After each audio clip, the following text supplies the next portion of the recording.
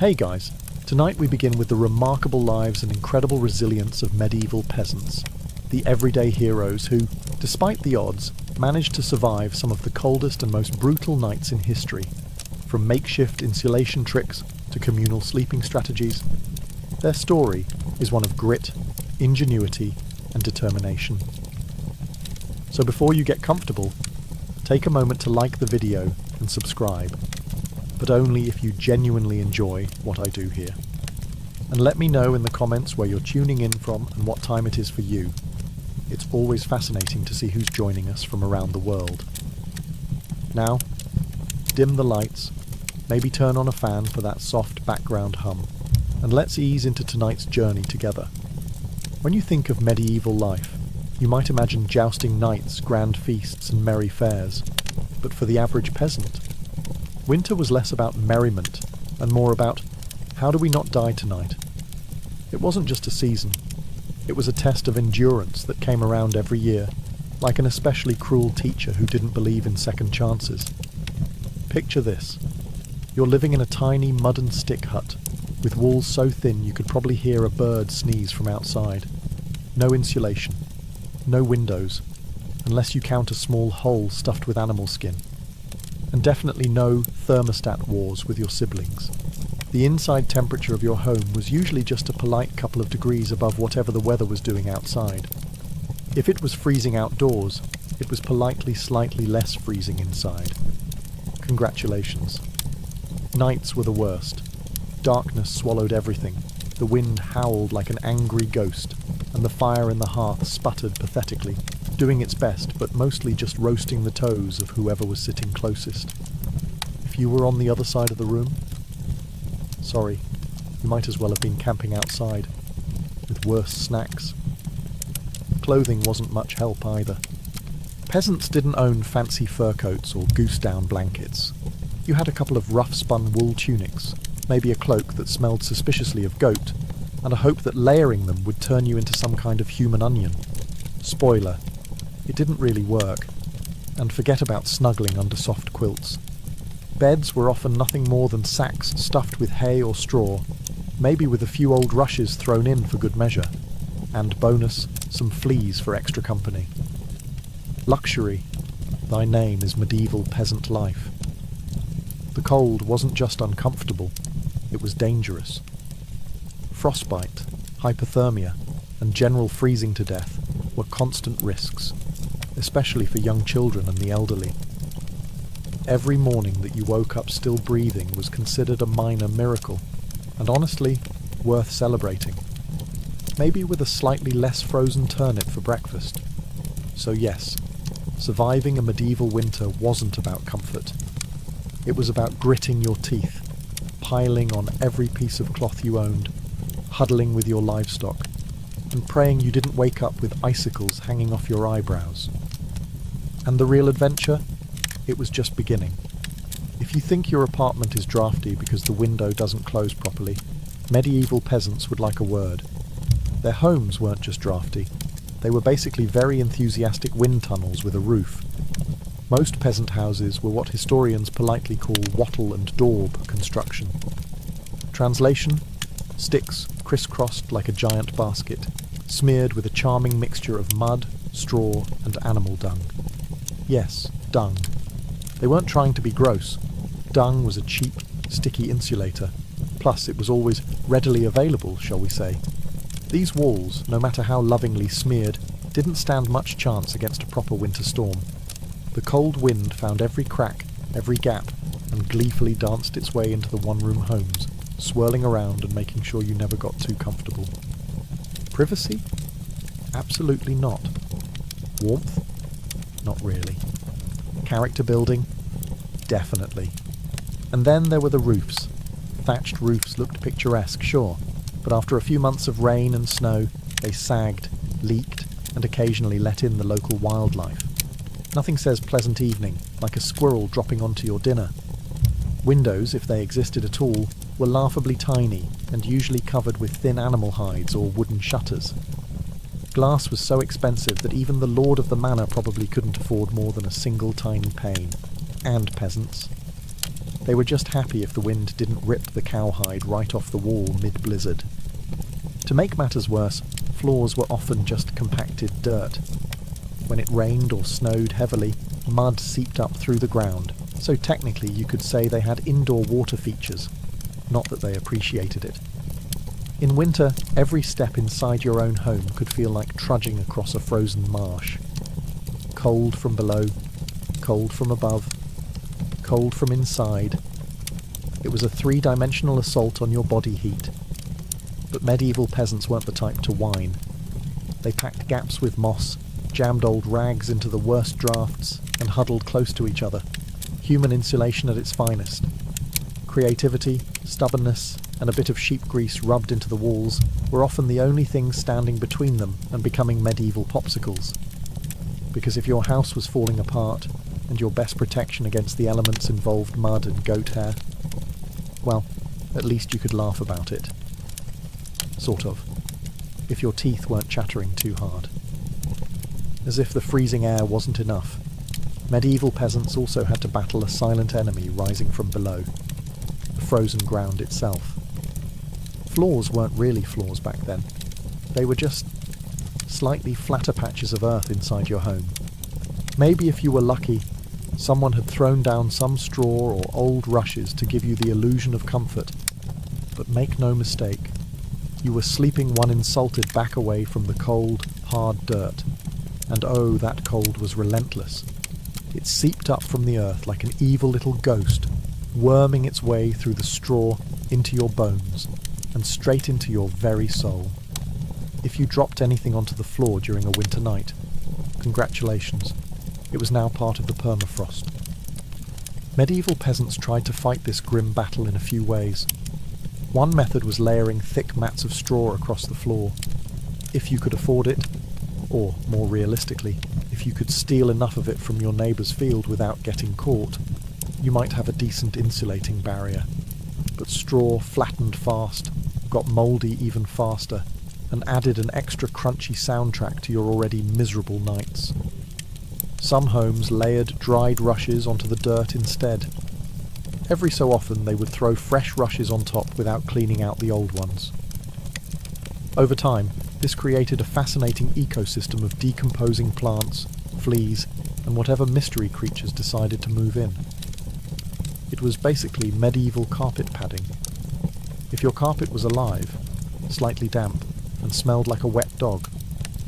Beds, for those who had them, didn't solve much. They were usually little more than wooden frames packed with, you guessed it, more straw or hay. Instead of cosy mattresses, you had poking, shifting, crunchy layers that did little against the cold radiating from below. Tossing and turning wasn't about comfort.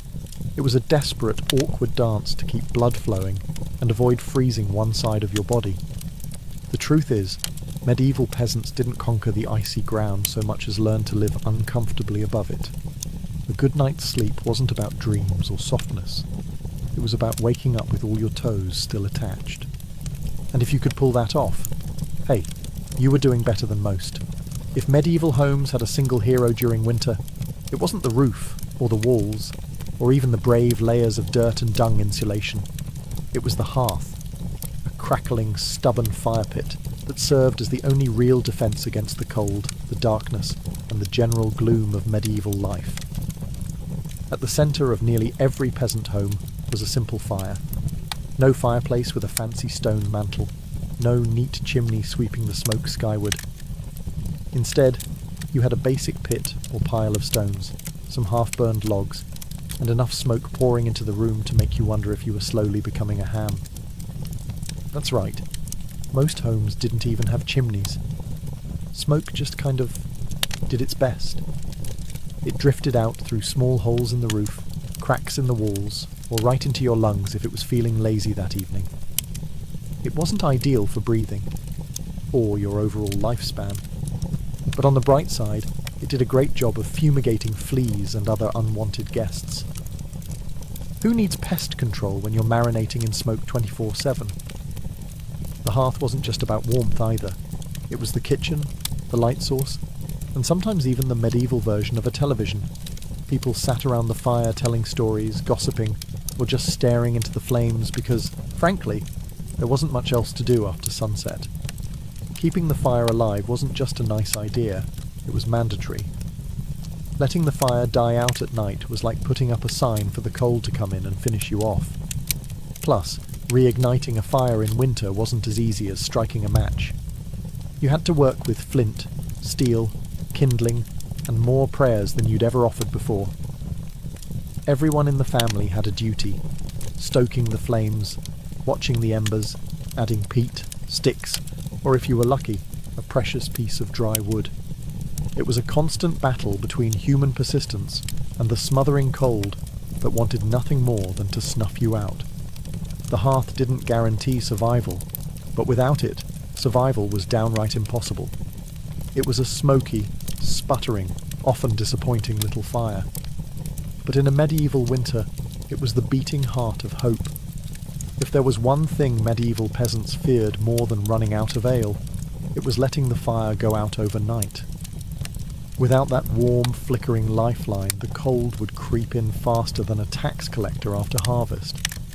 And in the dead of winter, restarting a fire from scratch wasn't just inconvenient, it could be deadly. Matches didn't exist yet. Lighters? Dream on. Rekindling a fire meant striking flint and steel together, praying for a single precious spark, and then coddling that spark with tender love and whatever dry kindling you hadn't already burned days ago. Imagine trying to do all this in the freezing dark, half asleep with frozen fingers. Now add a hungry wolf howling in the distance for extra motivation. So peasants got smart. They banked the fire. No, not in a cosy savings account. Banking meant carefully burying the embers under a mound of ash right before bed. The ash acted like a blanket, insulating the glowing coals and keeping them alive, just barely, until morning. If you did it right, you could stroll over at sunrise, poke the pile a little, add fresh wood, and, voila, fire without the frostbite. But if you did it wrong, well, let's just say mornings got a whole lot colder and a whole lot grumpier. Fire banking was an art, passed down from parent to child like a prized family recipe. Everyone had their own little secrets. Some said use dry ash only, others insisted a bit of dampness was key. Some packed the embers tight, others let them breathe. You could practically start a medieval argument just by suggesting a better fire banking method. It was the ancient version of arguing over barbecue techniques, just with slightly higher survival stakes. Sometimes banking the fire wasn't enough. A howling wind might sneak through a crack and snuff it out anyway, or a clumsy sheep might stumble into the hearth. Yes, it happened. That's why some families took turns getting up in the night to check the coals, basically the medieval equivalent of sleepwalking to the thermostat. In the end, fire banking was less about mastering nature and more about buying just a few more precious hours of warmth. And if you woke up to even a single surviving ember, that was your victory, right there, and enough to face another day of battling the cold. In medieval times, the phrase, "the more, the merrier," wasn't just about parties, it was a winter survival tactic. When the fire sputtered and the freezing winds whistled through every crack, there was one surefire source of warmth, each other.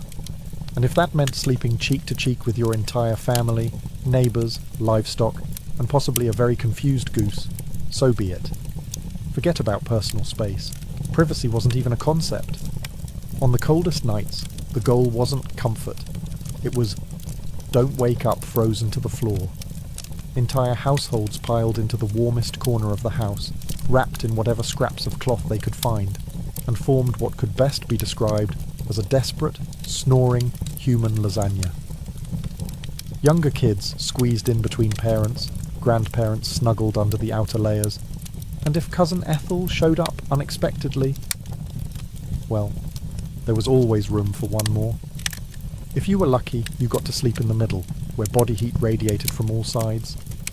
If you were unlucky, you were on the edge, the medieval equivalent of sleeping next to the door of a meat locker, and woe to the person who moved too much during the night.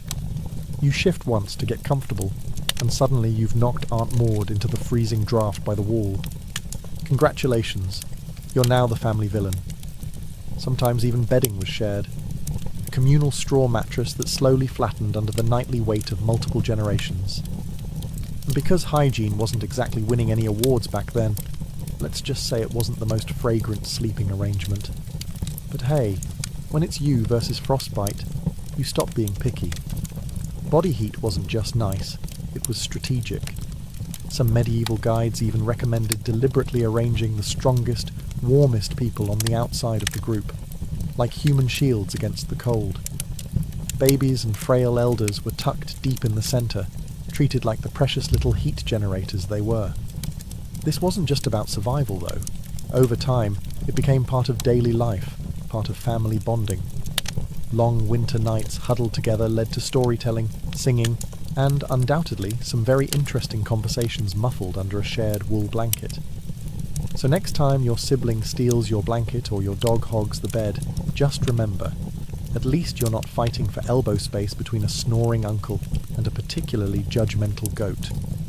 If you thought modern roommates were a challenge, medieval peasants would like to introduce you to their winter housemates. Cows, goats, pigs, chickens, basically anything with a pulse and a little bit of body heat. Bringing animals indoors wasn't just a quirky village tradition, it was vital for survival. Livestock generated warmth, and in a poorly insulated hovel where the wind howled louder than your stomach, every little degree mattered. Plus, if your goat shared a wall with you, it was slightly less likely to get stolen by a neighbour in the dead of night. 2 birds, 1 stinky stone. At night, the house became a chaotic living furnace. Chickens nested in corners, pigs snorted near the hearth, and cows lounged luxuriously against the walls, chewing cud like they paid rent. It wasn't glamorous, far from it. If you've ever been stuck in a car on a summer road trip with someone who forgot to shower, imagine that. But it's a cow, it's winter, and there's literally nowhere else to go. The smells? Legendary. By springtime, the perfume of a shared winter was something fierce. You didn't need to light a candle, your nostrils were already on a wild ride. But medieval peasants developed a selective nose. They didn't complain much because they knew one uncomfortable truth. The more animals inside, the fewer frozen toes in the morning. Certain animals even had prime spots. Cows, being the biggest and warmest, usually took centre stage near the family. Goats were allowed closer in for their warmth, and because goats, being goats, would find a way inside anyway. Chickens roosted in rafters or old baskets, and pigs, well, pigs didn't care. They plopped down wherever they pleased, probably right in the middle of the floor. Of course, sharing your bedroom with livestock wasn't without hazards. Imagine drifting off peacefully, only to be rudely awakened by a chicken deciding your hair makes a good perch, or stepping barefoot into something suspicious. First thing in the morning. Yes, medieval mornings could be full of surprises. Still, despite the noise, the smells, and the occasional hoof to the ribs, peasants understood the simple math. Cold kills, and cows cuddle, whether they want to or not. In the battle against winter's icy fingers, a warm, slightly slobbery cow breath was often the deciding factor between life and death. In medieval winters, fashion wasn't about looking good, it was about not dying. Peasants weren't flipping through the latest trends, they were layering up like they were preparing for battle against the Grim Reaper himself. The rule was simple. If you owned it, you wore it. Sometimes, all at once. First, the basic undertunic, a scratchy, probably not too clean linen shirt. Over that, a thicker woolen tunic, then another, if you had it. Add some leggings that sagged at the knees, a rough cloak draped over your shoulders, and, if you were really lucky, a patched-up sheepskin thrown on top like a prize trophy. Congratulations, you are now approximately 10% warmer and 90% itchier. Boots were a luxury. Many peasants wrapped their feet in layers of cloth or old rags and stuffed them into wooden clogs. If the cold still bit through, well, you just added another rag and hoped you didn't lose a toe. and forget about washing all these layers. Washing your clothes in the middle of winter meant dragging them to a frozen stream, smashing through the ice, and then waiting 2 days for your only shirt to dry, if it didn't just freeze into a tragic shirt cycle. Most peasants wisely decided that smelling like a mix of smoke, sweat and sheep was a small price to pay for not freezing solid. Interestingly, the dirt and grease buildup had a bonus feature: insulation. That grimy layer locked in body heat. It was like a medieval Gore-Tex jacket, just smellier and far less socially acceptable today. Hats, scarves and gloves were prized treasures. A simple woolen cap could mean the difference between making it through the night or waking up with hair frozen to the wall. Gloves were often homemade from whatever scraps of leather or fabric people could scrounge, sometimes looking more like sad puppet costumes than anything fashionable. Children were especially swaddled until they resembled overstuffed turnips, waddling awkwardly around the house. The goal was to trap as much precious body heat as possible. Style, elegance, never heard of them. Warmth was the real medieval flex. So, the next time you complain about layering up for a chilly day, just remember, medieval peasants walked around wearing half their wardrobe at once, looking like lumpy laundry bags, and counting themselves lucky for it. In the medieval peasant playbook, dirt wasn't just something you scrubbed off. It was practically a survival tool. As it turns out, getting grimy wasn't a sign you'd given up on life. It was tactical, strategic, dare we say, genius. See, winter posed a very specific problem: heat loss. Clean clothes, especially freshly laundered linen, were surprisingly terrible at keeping you warm. They were breathable, sure, but when the air temperature hovered somewhere between hypothermia and instant regret, breathable wasn't exactly a selling point. That's where dirt came in. As peasants trudged through day after day without washing their clothing, layers of grime, natural body oils, and good old-fashioned mud began to build up on their tunics, cloaks, and leggings. Over time, this natural armour clogged the tiny gaps in the fabric, making clothes more wind-resistant. It was like medieval weatherproofing, just smellier. Sure, you smelled like a goat who lost a bet, but guess what? You were warm. In fact, some medieval folks believed that washing yourself too often in winter could actually make you sick. Better to keep that protective, holy filth barrier intact. Bathing was rare, laundry even rarer, and soap, when it existed, was reserved for serious occasions, like when the bishop showed up, or maybe right before you died. Adding to the strategy, peasants layered their clothes without changing the ones underneath. You just threw your new layer on top of last month's. Eventually, you became a walking museum of the past 6 weeks. Every stain telling the heroic story of that one time I slipped in the mud but didn't die. To outside observers, medieval peasants might have looked and smelled like they had completely given up on hygiene. But the peasants knew better. That grimy, crusty tunic was a thermal shield against death by frostbite. It wasn't glamorous, but neither was freezing to death because you wanted to smell like flowers. Besides, in a world where literally everyone stank to high heaven, you weren't offending anyone. Nose blindness was practically a way of life. So yes, in medieval winters, filth wasn't failure. It was fashion. It was function. And if you had a thick, greasy outer layer by February, you, my friend, were winning at life. If you thought medieval peasants spent their winters tucked into plush featherbeds with embroidered quilts, think again. The reality was a bit more rustic. And by rustic, I mean, let's sleep on a pile of dead plants and hope for the best. Beds, in the medieval peasant world, were usually a rough wooden frame, if you could afford one, covered with a big sack stuffed full of straw, hay, or old rushes. That's it. No memory foam, no orthopedic support, no 5-star hotel experience. Just a crunchy, lumpy, slightly pokey mess that smelled faintly of barnyard and regret. Every toss and turn in the night brought a delightful soundtrack of crinkling straw, and the occasional sharp jab from a rogue stalk. Some peasants even skipped the wooden frame altogether and just threw the straw straight onto the dirt floor, creating a luxurious, ground-level sleeping experience that modern influencers would probably rebrand as earth-connected slumber. The straw mattresses weren't just uncomfortable, they were temporary. Over time, the straw flattened, grew mouldy, attracted bugs, and generally turned into a biological hazard zone. Changing the straw was a big event, usually done a few times a year if you were diligent, or whenever your bed started actively moving without your permission. Rushes were a popular alternative.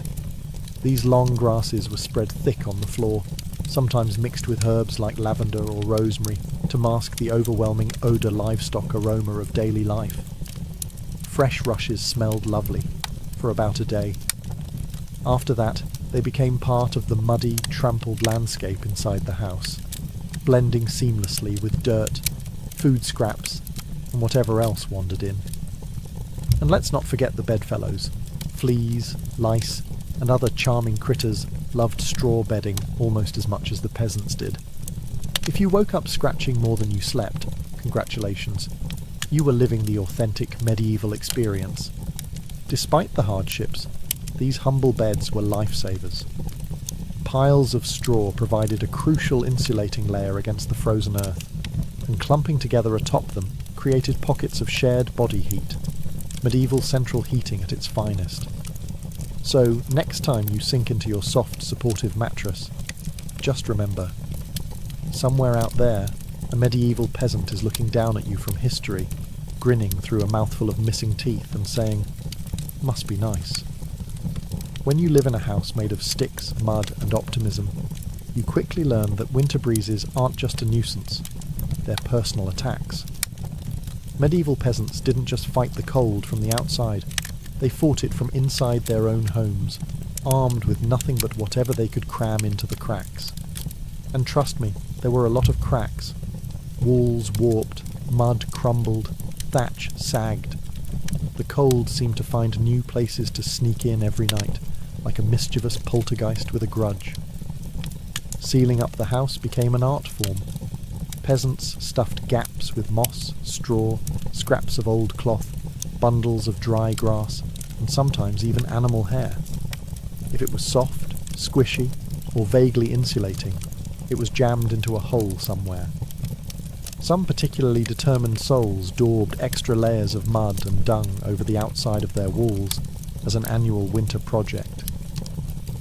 Imagine standing there in freezing weather, slapping cold manure onto your own house while muttering, "This is fine, this is luxury." Because in a way, it was. Roof leaks were another battlefield. Thatch, while cheap and plentiful, wasn't exactly waterproof, especially after a few seasons of rain and snow. Peasants would plug holes in the roof with spare bits of cloth, bundles of reeds, or, in moments of true desperation, chunks of turf stolen from the nearest field. Every home eventually started to look like a slightly sad patchwork quilt made by someone who gave up halfway through. Doors? Windows? If you had them, you were lucky. But even then, they were little more than wood planks hung by iron nails and sheer stubbornness. Window holes were often covered with animal hides or thick cloth soaked in animal fat to block out the worst drafts, and add a bonus aroma of mystery meat to the living space. Every night was a battle between human ingenuity and the relentless sneaky cold. One minute you were warm, the next minute a sudden gust would find the one spot you missed, slapping you awake like a frosty hand of doom. Yet somehow, through cleverness, stubbornness, and a refusal to accept slightly frozen as a permanent state of being, medieval peasants patched, stuffed, and muddled their way through the worst winters nature could throw at them, one muddy handful at a time. When the cold bites hard enough to keep you awake at night, medieval peasants had a solution. Don't even try to pretend everyone's sleeping at once. Instead, they developed a survival strategy that today would make any military commander proud: sleeping in shifts. It wasn't some grand, organised system with whistles and roll calls. It was far simpler and much more desperate. Half the household stayed awake, tending to the fire and patching up stray drafts, while the other half curled up under threadbare blankets and hay, trying to catch a few precious hours of half-frozen sleep. The fire needed constant attention. Left alone, it would die down, and restarting it, remember, was about as easy as getting a stubborn donkey to dance. So someone had to be on ember patrol, and since no one wanted to get up once they were finally warm-ish, families rotated shifts. You dozed for a few hours, got elbowed awake, then stumbled over to the hearth to poke, prod and curse the fire back to life, while trying not to step on a goat. The rotation wasn't glamorous. There were no night vision goggles, no late-night snacks, and certainly no 5 more minutes snooze buttons. Just stiff joints, heavy eyelids, and a growing resentment toward whoever snored loudest during your shift. Children old enough to hold a stick were pressed into service, learning early that in winter, everyone pulled their weight, or froze trying. Grandparents sometimes stayed by the fire longer, both because of their experience and, frankly, because arthritis made lying down and getting up again a monumental event. And when it was your turn to sleep, good luck. With people moving about, animals rustling, wind battering the walls, and the occasional sharp nudge from a sibling who, accidentally, rolled over too hard, getting quality rest was a miracle. Yet despite the exhaustion, the system worked. Sleeping in shifts meant that there was always a set of eyes, and cold, begrudging hands, ready to keep the hearth alive. The embers survived, and by extension, so did the family. So next time you grumble about waking up to adjust the thermostat or let the cat out, spare a thought for the medieval peasant, squinting into a smoking fire at 3 a.m, wondering if toes were really that important after all. You know it's cold when you have to think about how you breathe just to stay alive. Medieval peasants didn't just battle the freezing air with cloaks, fires, and creative sleeping arrangements. They even adjusted the way they inhaled and exhaled to survive the night. The problem was simple. Deep, open-mouthed breathing pulled icy air straight into your lungs. In a world where pneumonia could kill you faster than you could say, "Hail Mary," that was a risk nobody wanted to take. So peasants learned the art of what you might call survival breathing. Instead of sucking in huge gulps of air like they'd just run a marathon, they kept their breathing shallow, slow, and, most importantly, through the nose. The idea was to gently warm the incoming air a bit before it hit their lungs. It wasn't perfect, but it was better than coughing yourself into the grave by February. If you accidentally took a big mouthful of cold air, congratulations. You just bought yourself a ticket to a week of hacking up bits of what felt like your soul, with no doctors in sight, and grandma treating you with hot onion tea and firm prayers. Some people even tucked parts of their cloaks, shawls, or rags up over their faces while they slept, creating a makeshift breath-warmer barrier. Of course, this also meant you ended up with a damp, slightly soggy fabric patch clinging to your mouth by morning, but hey, it beat freezing from the inside out. Children were taught these tricks early on. Parents would scold little ones for panting like dogs, indoors during the cold months. And honestly, between strict breathing lessons, itchy wool layers, and sleeping next to an aggressively gassy goat, medieval childhood winters were character building on a whole different level. At night, tucked into straw bedding under piles of cloaks, and next to a gently steaming cow, breathing became an art form. Slow, steady, nose only, and as minimal as humanly possible, like some grim medieval version of a yoga retreat, only with more frostbite and fewer inspirational quotes. In the grand survival playbook, it wasn't the flashiest strategy, but it worked. One shallow breath at a time, peasants endured another night in the long, relentless war against winter. In the endless battle against medieval winter, peasants discovered an unlikely secret weapon: a full stomach. Turns out, one of the best ways to fight off the cold wasn't another scratchy wool cloak. It was stuffing yourself with something hearty and heavy right before bed. Calories meant warmth. The more your body had to digest, the more it heated itself up doing the work. It's basic medieval thermodynamics. Eat a heavy meal, generate internal heat, and maybe, just maybe, survive until morning without turning into a peasant-shaped popsicle. So what did medieval peasants pile onto their plates before a long, freezing night?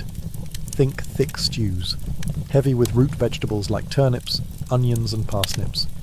Grains were lifesavers too. Oat porridge, barley gruel, or dense, chewy rye bread. If you were especially lucky, say, after a festival day or a generous slaughter, you might even get a hunk of salted pork or a slice of dried sausage thrown into the pot. This wasn't comfort food in the Instagram sense. No delicate presentation, no artisanal garnishes. It was one enormous, vaguely brown meal, designed to sit in your gut like a friendly brick, slowly burning through the night and keeping you just a little bit warmer.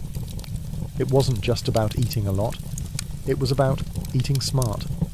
Foods that took longer to digest provided a slow, steady trickle of warmth. Fatty foods were particularly prized, not just for the energy they provided, but because fat burns slower than lean meat. A belly full of stew, bread, and a questionable amount of lard. Peak medieval winter luxury. Parents made sure even the pickiest children ate heartily. Nobody cared if little Thomas didn't like turnips. You ate the turnips, or you shivered through the night thinking about how much you missed the turnips. Harsh but effective parenting. Medieval style.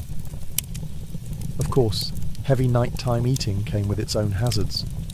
You might be warmer, but you were also risking a night of vivid, bizarre dreams, fueled by a stomach trying desperately to process an entire field's worth of cabbages. Was it worth it? Absolutely. Because in the end, peasants weren't aiming for a Michelin star meal, they were aiming to survive.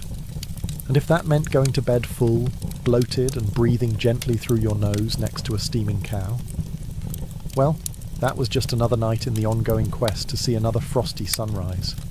Long before electric blankets and fancy heated mattress pads, medieval peasants had to get creative if they wanted a little extra warmth at bedtime. And that's how the humble haybox and the ever-glamorous heated stone became winter's unsung heroes. Let's start with the haybox. It sounds rustic, and it absolutely was, but the idea was pure genius. Peasants would take a sturdy wooden box, line it thickly with hay, and use it to store food that had been cooked earlier, keeping it warm for hours. Leftover stew, hot porridge, toss it into the haybox, cover it up, and it stayed hot enough for a late-night snack without needing to risk reigniting the fire. Medieval slow cookers, basically. But peasants didn't just stop at food. They realised if hay could trap the heat from a stew pot, it could also trap the heat from something even better. Rocks. Enter the era of the heated stone. Before heading to bed, someone, probably whichever unlucky child lost the family argument, would grab a flat stone and chuck it into the heart of the hearth fire. After roasting it until it was nearly too hot to touch, a fine line between helpful and third-degree burn, they'd fish it out using a stick or some old tongs. The stone, still radiating blissful warmth, would be carefully wrapped in rags, tucked into an old piece of cloth, or jammed into a clay pot, then slipped under the hay in the mattress or down at the foot of the bed.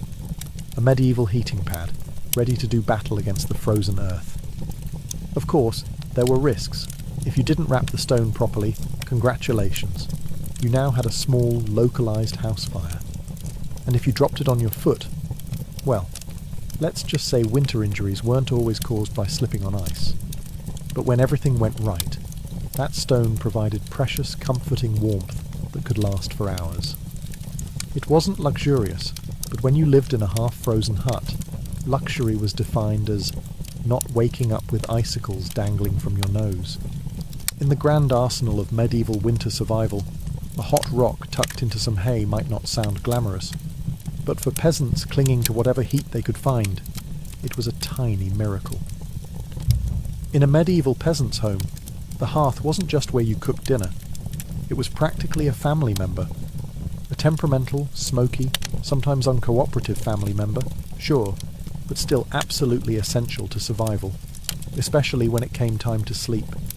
The closer you were to the fire, the better your odds of waking up unfrozen. That meant sleeping arrangements were less about personal preference and more about strategic positioning.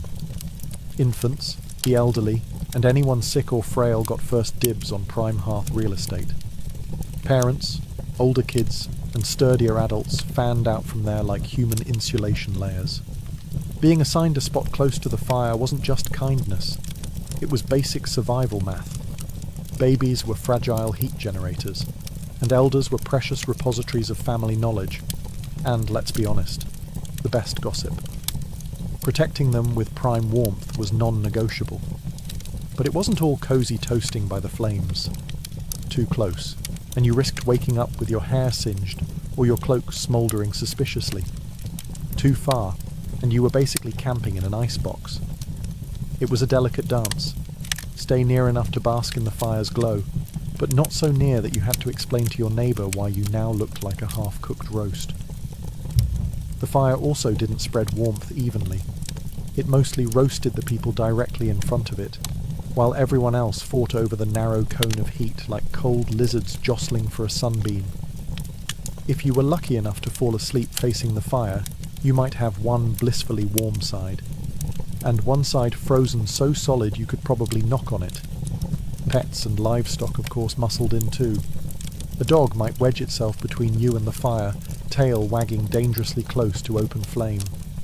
Chickens sometimes perched perilously on hearthstones, clucking softly into the night like tiny feathery guardians of warmth. Every crackle of the logs, every shift of glowing embers was a tiny promise. You're still alive, you're still warm, for now. And so peasants drifted into uneasy sleep, lulled by the fire's pops and hisses, each breath forming small clouds in the frigid air beyond the fire's fragile circle. It wasn't perfect, it wasn't comfortable, but it was life, clinging to warmth by a thread of glowing coals. In the medieval world, no one survived winter alone, unless they wanted to become a very stylish frozen statue by January. Survival wasn't just a family affair. It was a village project, a messy, muddy, loud collaboration where everyone's warmth and life depended on everyone else. The peasants knew that in the dead of winter, a strong fire and a pile of hay could only do so much. If your neighbour's house went dark, you noticed. If the smoke from old Tom's hearth suddenly stopped curling into the sky, someone went to check. And not just because Tom owed you a chicken, though that might be part of it, but because community meant survival. Villages had unofficial winter watchers, often the young or the elderly, who couldn't work the fields, but could keep an eye on who was coughing too hard, who hadn't come to barter at the market in a few days, or whose home looked a little too still in the morning frost. These people were the medieval version of neighbourhood patrol, minus the reflective vests, plus a lot more sheep. If a family's fire went out, it was a near emergency. A good neighbour would rush over with a glowing coal bundled in rags, or better yet, invite them into their own smoky, overcrowded hut for the night. Yes, it meant squeezing an extra 4 bodies into an already cramped space, but it was better than finding frozen friends come spring thaw. Communal food stores played a role too. During especially brutal winters, villages sometimes pooled their last salted meat, grain, and dried vegetables. It was grim charity. No one had much, but a few communal meals could be the difference between staggering into spring or not. Even children understood the stakes. They helped deliver wood, shared embers, and ran urgent messages when someone needed help. No one was too small or too tired when winter came knocking. Sure, medieval villages weren't all sunshine and hugs. Feuds happened. Disputes over land, goats, or who borrowed whose good cooking pot never really went away. But when the nights grew deadly cold, old grudges were often quietly shelved. After all, a rival was still worth saving, because tomorrow it might be you needing rescue. In the icy heart of winter, the village became one big, stubborn family. Sometimes dysfunctional, often hilarious, always fiercely determined to survive together. One muddy boot, one crackling ember, one frozen smile at a time. When medieval peasants faced the merciless cold of winter, they didn't just pile on cloaks or stoke the fire. They prayed. A lot. Because when the wind howled like wolves outside your paper-thin walls and the fire shrank into sullen embers, you wanted every possible advantage, including a little divine intervention. Faith wasn't just a Sunday affair back then. It was woven into every frozen breath. Before crawling under layers of straw and scratchy wool, families would kneel together, offering up hurried prayers to keep the fire burning, the roof intact, and their toes attached by morning. Saints became more than distant holy figures. They were winter's frontline defence. Saint Blaise, for instance, was called upon to protect against throat ailments. Not a minor concern when one mouthful of icy air could land you coughing up your soul. St. Nicholas wasn't just the jolly gift-giver of later legend. He was also asked to protect households from sudden ruin during the lean, deadly months. Superstitions wrapped themselves snugly around daily survival. Some families sprinkled a little holy water near the hearth before sleeping, hoping it would protect against evil spirits, or at the very least, mischievous drafts. Others marked doorways with blessed chalk after certain feast days, pleading for warmth and luck to find their way inside. Candles played a role too. Special vigil candles, often blessed by the local priest or the most pious old woman in the village, were sometimes kept burning throughout the night, a flickering plea against the cold darkness clawing at the walls. And of course, no serious winter prayer session was complete without a few promises. Dear Lord, if you just get us through this night, I swear I'll be kinder to my neighbour, even the one who keeps stealing our turnips. Faith wasn't some abstract comfort. It was a daily, urgent conversation. The peasants weren't asking for luxury, just survival. A little heat, a little food, and one more day to muddle through until spring broke the frozen grip on their tiny villages. It was simple, raw hope, whispered into the smoky rafters, tangled in breathless prayers and tucked under itchy blankets, that somehow carried them through the endless, merciless nights of winter. For all the ingenuity, prayers and stubbornness medieval peasants threw at winter, the truth was chilling. Sometimes it wasn't enough. And when winter won, it didn't just take a few unlucky souls. It took entire families, whole villages, vanishing them into silence beneath a heavy shroud of snow and ice. Some winters were particularly cruel, like the infamous Great Famine Winter of 1315, when rains destroyed crops, livestock starved, and freezing temperatures turned an already brutal existence into a slow, grinding disaster. People were so desperate that stories whispered of eating shoe leather, bark, and, in the most horrifying cases, each other. Failure to keep the fire alive wasn't just an inconvenience. It was often a death sentence. Without the hearth's meagre warmth, families huddled together for the final time. Neighbours would sometimes stumble across whole households in spring, bodies still locked in one another's frozen embrace, as if trying to share just a little more heat until the very end. Houses themselves could collapse under the weight of heavy snow or battering ice storms. A roof giving way in the middle of a frozen night wasn't just catastrophic, it was often fatal. Dragging yourself through thigh-deep snow to beg shelter from neighbours wasn't a guarantee either, especially if those neighbours were already stretched to the breaking point. Disease loved the cold too. Starvation weakened the body, and cramped, smoky homes turned into breeding grounds for pneumonia, bronchitis, and other deadly infections. A simple cough in December could easily be a funeral by January. And then there was the quiet horror. Frostbite. Fingers, toes, even ears blackened and died while still attached to their owners. Some villagers survived winters at the cost of their limbs, a grim badge of honour that said, "I made it through, but winter took a piece of me." Yet what's most haunting isn't just the death, it's the eerie normalcy of it. People accepted that each winter, some among them wouldn't see the thaw. Death wasn't unexpected.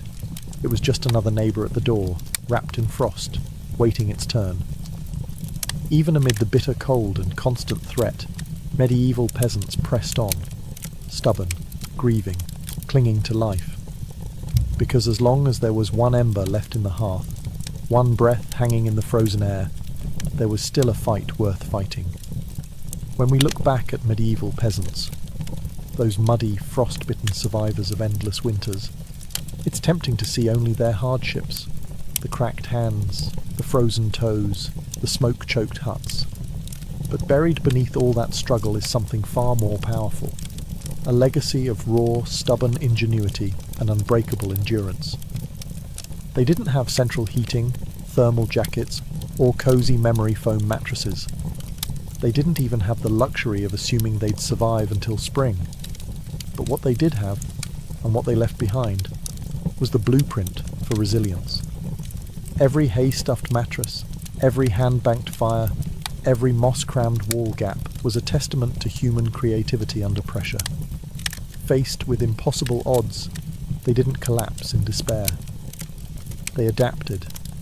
They learned from the land, from each other, and from the bitter lessons carved by each brutal winter. Their communities were built on more than shared land. They were built on shared survival. They taught each other to watch over the sick, to pool resources when food ran low, to trust that helping a freezing neighbour today meant someone might help you tomorrow. They lived by the understanding that no one beats winter alone. Their faith, too, was a kind of endurance. They wove prayers into their daily lives, not just out of fear, but out of hope. Fragile, stubborn hope that tomorrow might be a little warmer, a little brighter. Hope that after 100 dark nights, spring would come again, and life would find a way to push through the frozen ground. And somehow, it did. Because of their sacrifices, because of their unglamorous victories, surviving one more night, one more storm, future generations thrived. Bit by frozen bit, they pushed humanity forward, enduring winters their ancestors could barely survive, until warmth and comfort became common expectations instead of distant dreams. Their blood, sweat, and ingenuity are stitched invisibly into the lives we live now. Every cozy blanket, every warm house, every lazy winter evening spent sipping tea under soft lights. All of it is the end result of countless medieval peasants refusing to give in to the cold. So the next time the wind howls outside your double-paned window, maybe spare a thought for them. The nameless, fearless ones who turned shivering survival into a living legacy. One ember, one breath, one stubborn heartbeat at a time. Anne Boleyn didn't come into the world with a crown on her head, or armies at her feet. Born around 1501, likely at Blickling Hall or Hever Castle, she was the daughter of Thomas Boleyn, an ambitious diplomat, and Elizabeth Howard, a noblewoman with powerful family ties. In the grand scheme of Tudor society, Anne's birth barely stirred a ripple. Yet from these modest beginnings, something extraordinary was taking root. A life that would one day tilt the course of English history. From an early age, Anne was set apart not by her wealth, but by her mind. She was clever, spirited, and, by all accounts, magnetic. Recognizing her potential, her family sent her abroad to the continent, where her education truly began.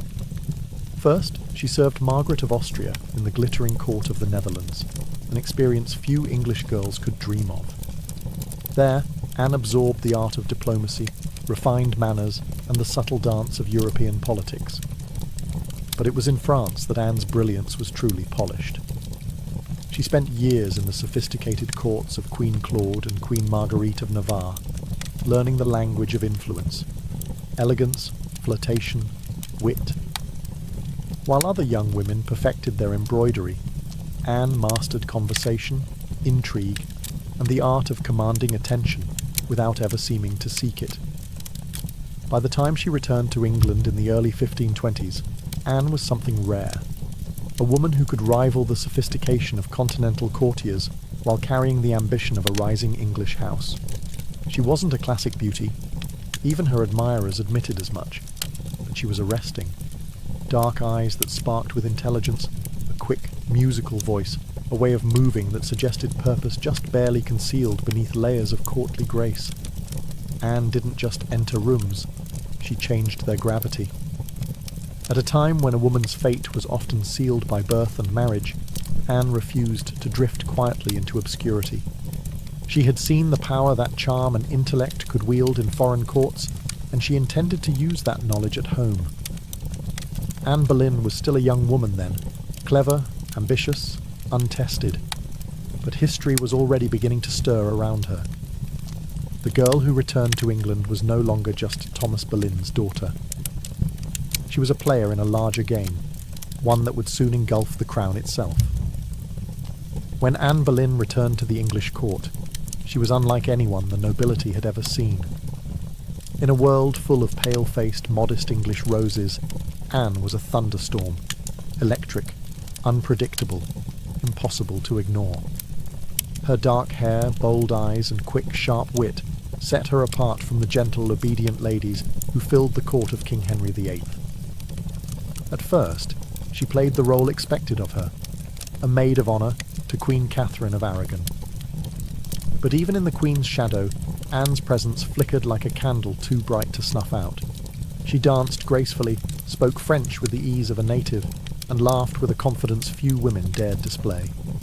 Men noticed. Women gossiped. The court buzzed quietly about the striking Boleyn girl. It wasn't long before she caught the most dangerous attention of all, the king himself. Henry VIII was no stranger to flirtation. His court was a playground of whispered promises and secret liaisons. But Anne was different. She didn't swoon at his compliments or fall eagerly into his arms like so many others had. She teased. She challenged. She refused. Henry, a man used to instant adoration, was captivated. The more Anne held him at arm's length, the deeper he fell. Letters passed between them, filled with declarations of love, frustration, longing. Henry offered her the role of royal mistress, the most powerful unofficial position at court. Anne, astonishingly, said no. She would not be just another conquest, a forgotten mistress lost to time. If Henry wanted her, he would have to make her his wife. It was a gamble so audacious that it stunned the court. After all, the king was already married. His queen, Catherine, was beloved by the people and fiercely protected by her nephew, the Holy Roman Emperor. The church itself would have to be defied for Henry to claim Anne. But Anne didn't flinch. She had lived in the courts of Europe, where queens wielded soft power from behind lace fans and painted smiles. She knew ambition was a dangerous game, but it was a game she intended to win. Standing in the candlelit halls of the English court, Anne Boleyn made her choice, not to be merely admired, but to change her destiny, and England's, forever. What began as an intense flirtation between King Henry VIII and Anne Boleyn soon spiraled into a national crisis. Henry wasn't merely besotted, he was obsessed. And in his obsession, he was willing to tear apart everything England had known for centuries. The king's desire to marry Anne hit a small snag, namely, he was already married to Queen Catherine of Aragon. Catherine, dignified and resilient, refused to quietly step aside. She had been Henry's faithful wife for 2 decades, and in the eyes of God and the English people, she was the rightful queen. Divorce wasn't just scandalous, it was almost unthinkable. But Henry was determined. He convinced himself, and tried to convince everyone else, that his marriage to Catherine was cursed because she had once been married to his brother, Arthur. Never mind that the Pope had granted special permission for their union years ago. Henry now insisted that his soul was damned unless he annulled the marriage. Anne, for her part, knew better than to appear too eager. She kept herself just out of reach, alternately encouraging Henry's hopes and maintaining her distance. Every glance, every word was measured. She wasn't merely aiming for marriage. She was positioning herself to become Queen of England. The court erupted into whispers and factions. Some noble families eagerly courted Anne's favour, seeing the winds of power shifting. Others clung fiercely to Queen Catherine, horrified at the idea of Anne replacing her. Diplomats wrote desperate letters back to Rome. Foreign monarchs threatened retaliation. Henry's own advisers shifted uneasily, sensing the ground trembling beneath their feet. As months turned into years, Henry's frustration grew. He bombarded the Pope with petitions, manoeuvred his lawyers into finding loopholes, and slowly began to realise that the church would not bend easily. Catherine had powerful allies, including her nephew, Emperor Charles V, the most powerful man in Europe. Still, Henry pressed on, defying advice, tradition, and increasingly, the law itself. His courtship with Anne had become something far greater than personal desire. It was now a challenge to the very structure of England's political and religious life. Anne wasn't just capturing a king's heart. She was dragging an entire kingdom into uncharted waters. A dangerous game had begun, and there could be no turning back. After nearly 7 agonising years of manoeuvring, scandal and diplomatic chaos, Anne Boleyn's gamble paid off. In January 1533, she secretly married Henry VIII, a bold move, given that he was still, technically, married to Catherine of Aragon in the eyes of the Pope and much of Europe. By June, Anne was crowned Queen of England in a lavish ceremony at Westminster Abbey. It should have been the crowning moment of her life, but the atmosphere was far from universally joyful. The people of London watched with wary eyes. Some cheered, others muttered prayers for Queen Catherine. Many wondered if this new queen, with her French manners and daring spirit, was a blessing or a curse. Anne entered her queenship not as a beloved figure, but as a storm. Unlike Catherine, who embodied traditional English values of humility and piety, Anne was dazzling, provocative, and politically savvy. She wore bold colours, commanded the court with sharp intelligence, and made powerful enemies with breathtaking speed. Her position, while seemingly secure, was also terrifyingly precarious.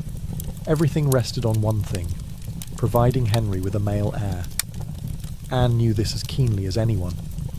She was not merely Henry's lover anymore, she was the hope of a dynasty. Early in her pregnancy, Anne and Henry were elated, certain the child would be a boy. But in September 1533, Anne gave birth to a daughter, Elizabeth.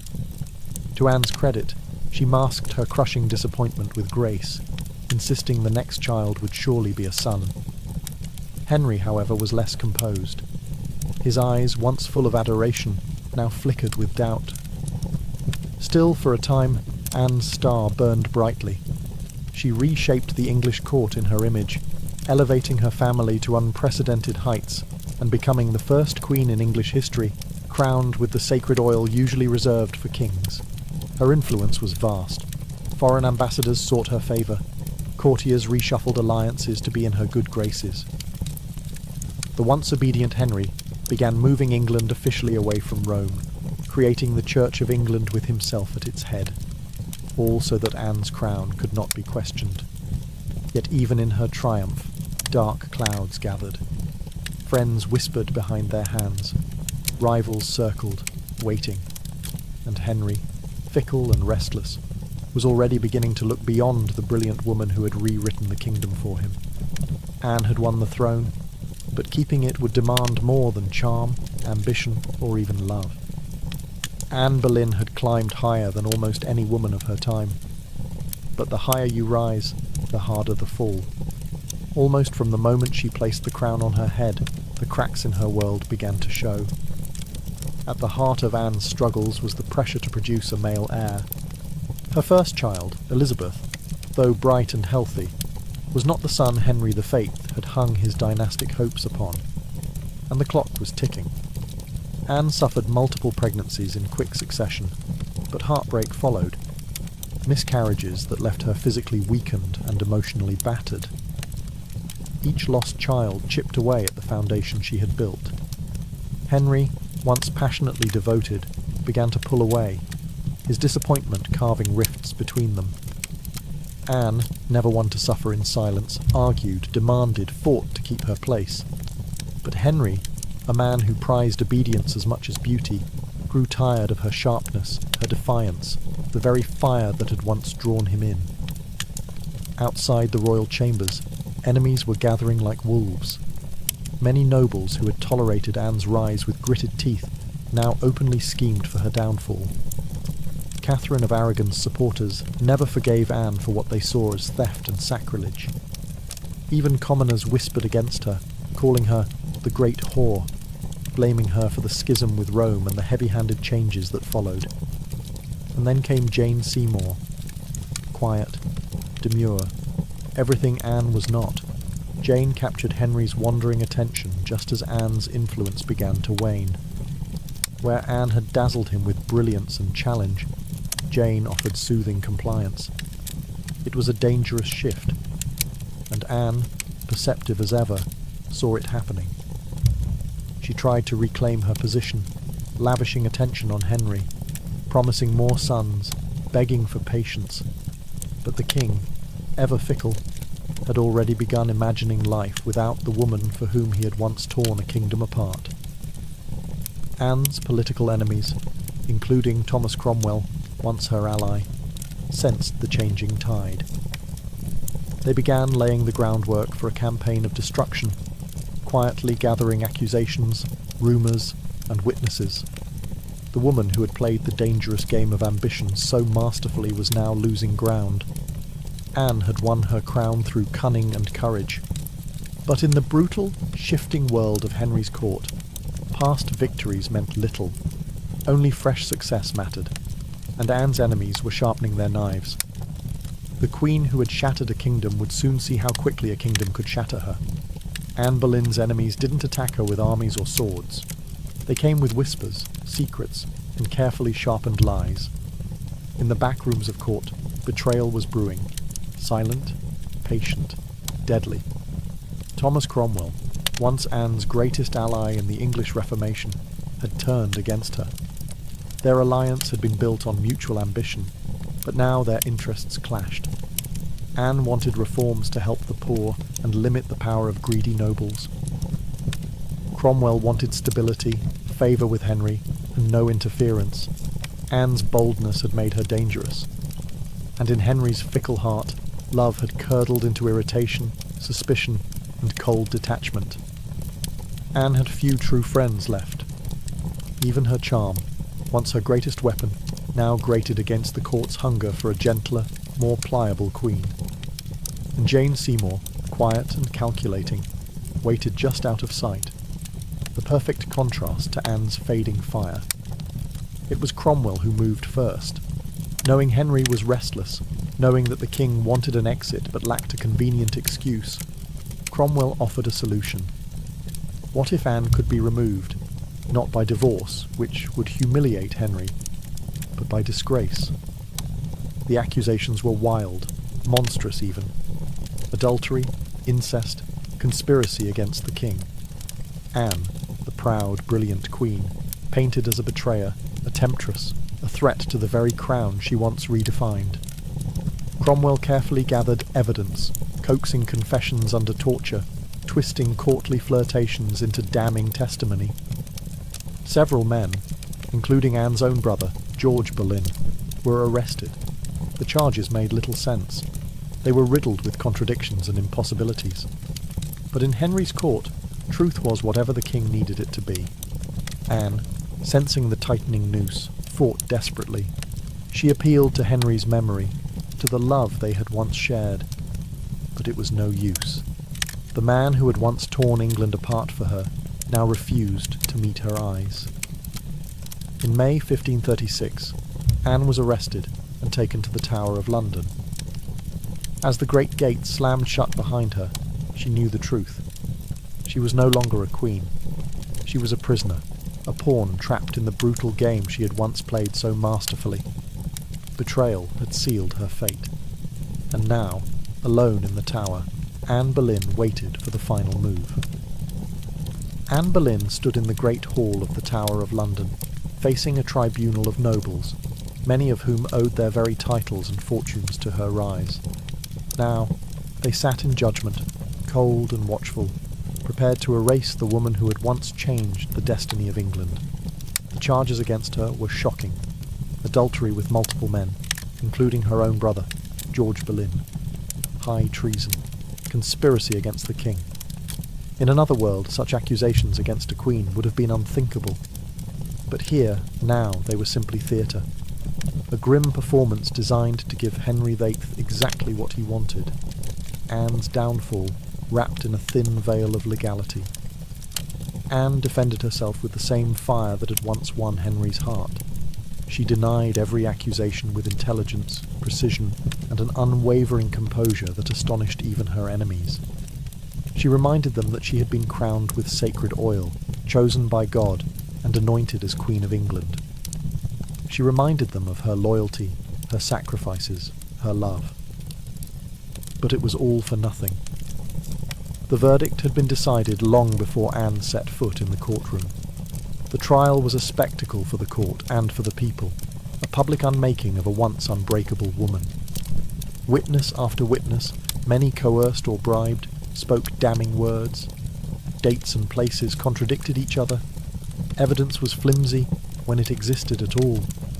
But the truth was irrelevant now. Anne was found guilty. Her brother George and the other men accused with her were sentenced to death as well. Anne would be executed by beheading, a merciful sentence compared to the usual traitor's death of hanging, drawing, and quartering.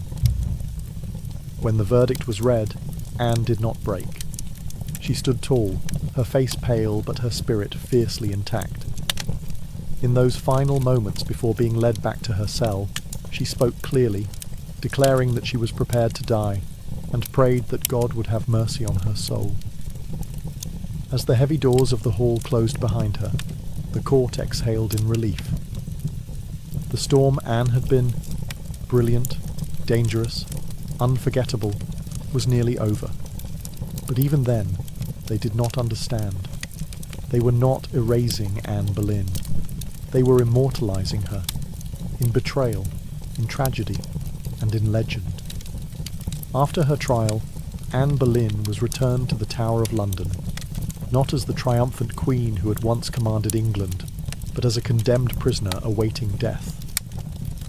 Yet even facing the end, Anne refused to crumble. In the cold, echoing halls of the tower, Anne prepared herself. She spent hours in prayer, kneeling on the hard stone floors, her hands clasped tightly, her voice steady.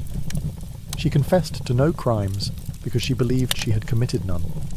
She was not afraid to die, she said, but she prayed that her death would bring peace to the kingdom, and perhaps mercy to her little daughter, Elizabeth.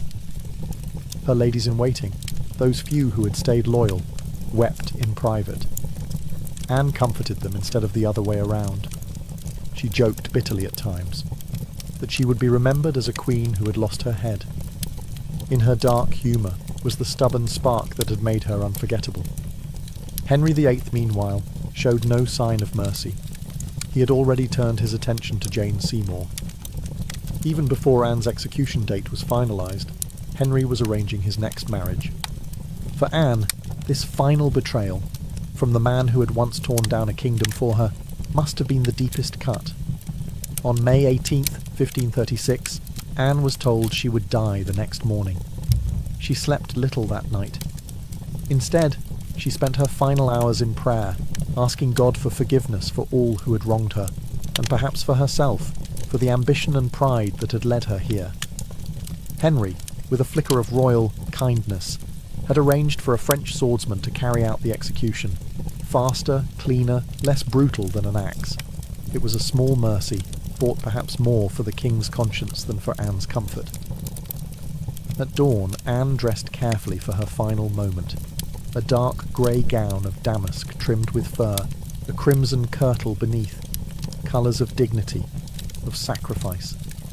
She pinned up her dark hair and tucked it beneath a simple cap, ready to face the blade with grace. As the tower's cold morning mist curled around the courtyard stones, Anne Boleyn, queen, mother, survivor, fighter, stepped forward. There would be no tears, no pleas, only a final act of courage in the face of history's judgment. Her end was near. But her story was just beginning. On the morning of May 19th, 1536, Anne Boleyn ascended the scaffold built within the Tower of London's walls. A small crowd gathered, courtiers, guards, a few witnesses, all wrapped in silence, as if even the stone walls held their breath. Anne stood tall, her grey gown fluttering slightly in the cold morning breeze. She looked thinner than she had at court, her face pale but calm. There were no hysterics, no broken sobs. If anything, she faced death with the same fierce dignity that had once shaken a kingdom to its knees. She spoke briefly, carefully choosing her final words. She did not accuse. She did not defend herself. She prayed for the king's health and prosperity, the very man who had abandoned her. In those final moments, Anne offered the world not a confession, but forgiveness. Her courage stunned even those who had come to see her fall. The French executioner, brought specially to ensure a swift death, stepped forward. Anne knelt upright, her hands folded in prayer, her eyes lifted toward the heavens. A small white cloth was tied around her eyes. She remained still. The sword flashed once, silent, swift, and Anne Boleyn, queen, mother, history maker, was no more. She was buried quickly in an unmarked grave within the tower grounds, laid to rest in a narrow chest because no proper coffin had been prepared for her. A queen once crowned in gold, now left to vanish without ceremony. Yet Anne's story didn't end in that cold grave. Her daughter, Elizabeth, the child whose birth had once disappointed a king, would rise to become one of the greatest monarchs in English history. Elizabeth I, the Virgin Queen, whose reign would see the flowering of English art, power, and global influence. A queen who inherited her mother's fierce spirit, sharp mind, and unyielding resilience. Anne Boleyn changed the course of England forever. Her ambition helped trigger the break with Rome and the birth of the Church of England. Her fall showed the world that even queens could be cast aside. Yet through her blood, through Elizabeth, Anne's legacy blazed brighter than any crown she had worn in life. In the end, Anne Boleyn won a kind of immortality, not through her survival, but through her indelible impact on history. By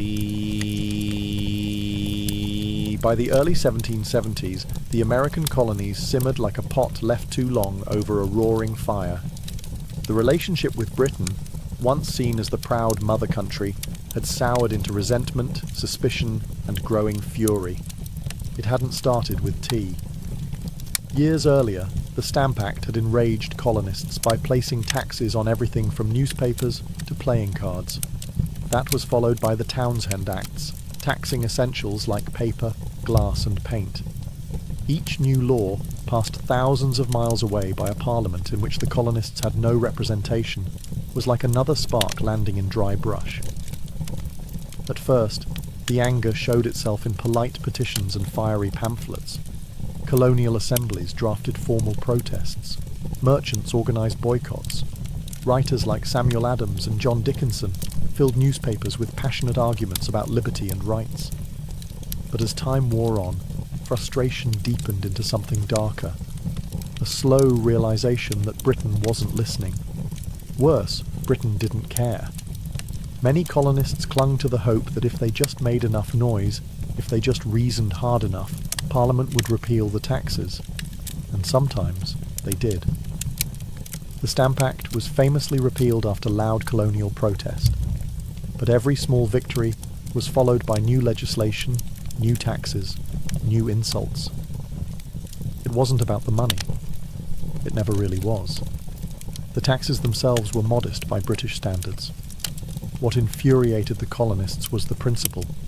They were being taxed without consent, treated as subjects rather than citizens, ruled like distant possessions rather than partners.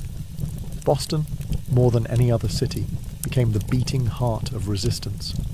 The Sons of Liberty, a secretive, fiery group of patriots, grew louder and bolder. In 1770, tensions exploded into violence when British soldiers fired on unarmed civilians in what became known as the Boston Massacre. Blood had already stained the cobblestones.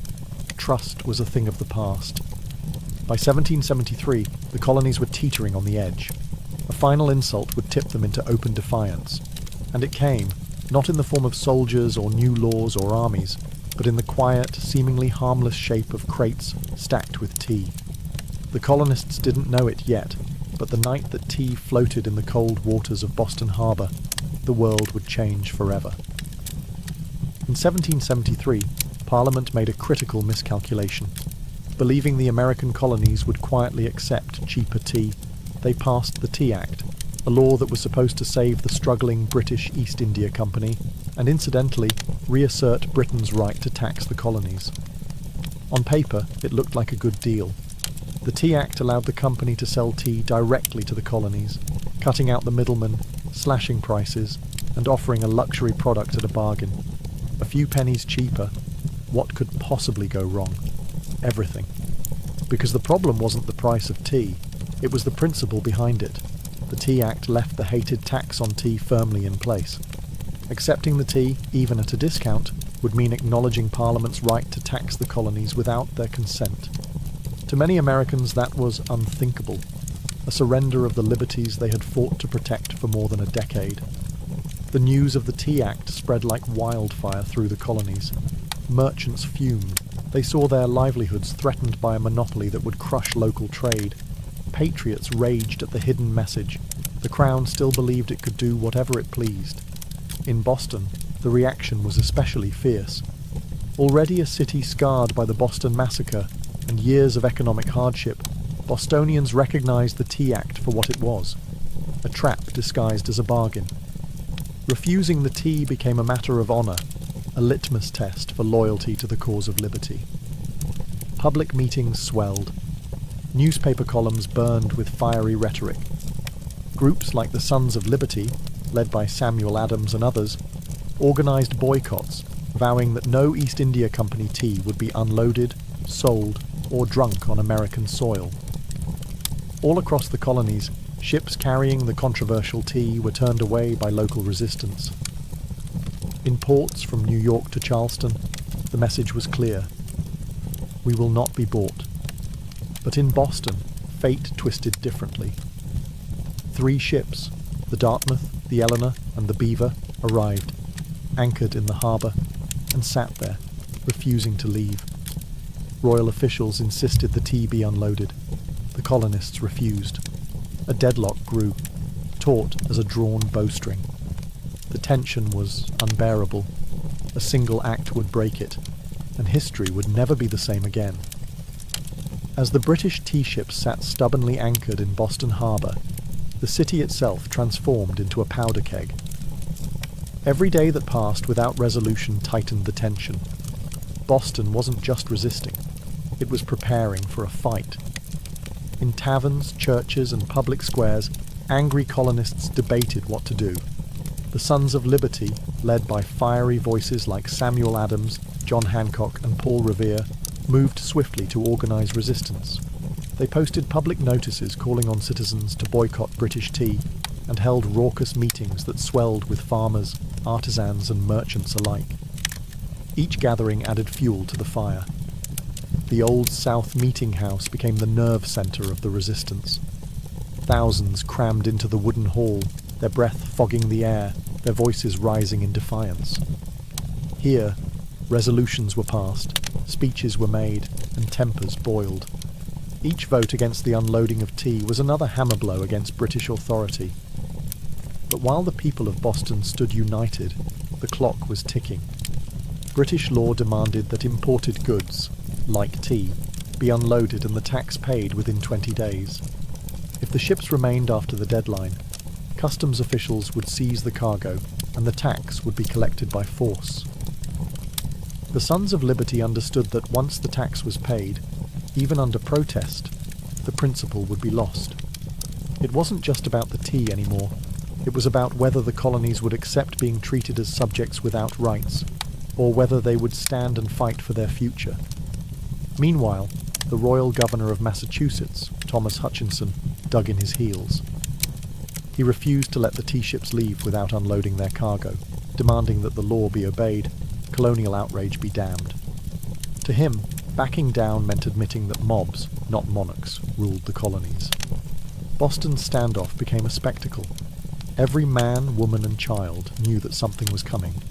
You could feel it in the air, that cold, sharp sense before a storm when the world holds its breath. All it would take was one spark to ignite an explosion.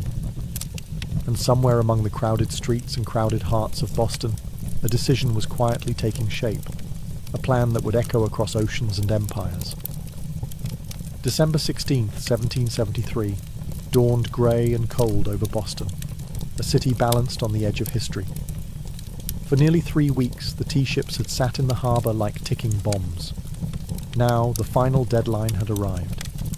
According to British law, the tea had to be unloaded, and the tax paid within 20 days of a ship's arrival. If it wasn't, customs officials could seize the cargo, and British troops could be called in to enforce the law.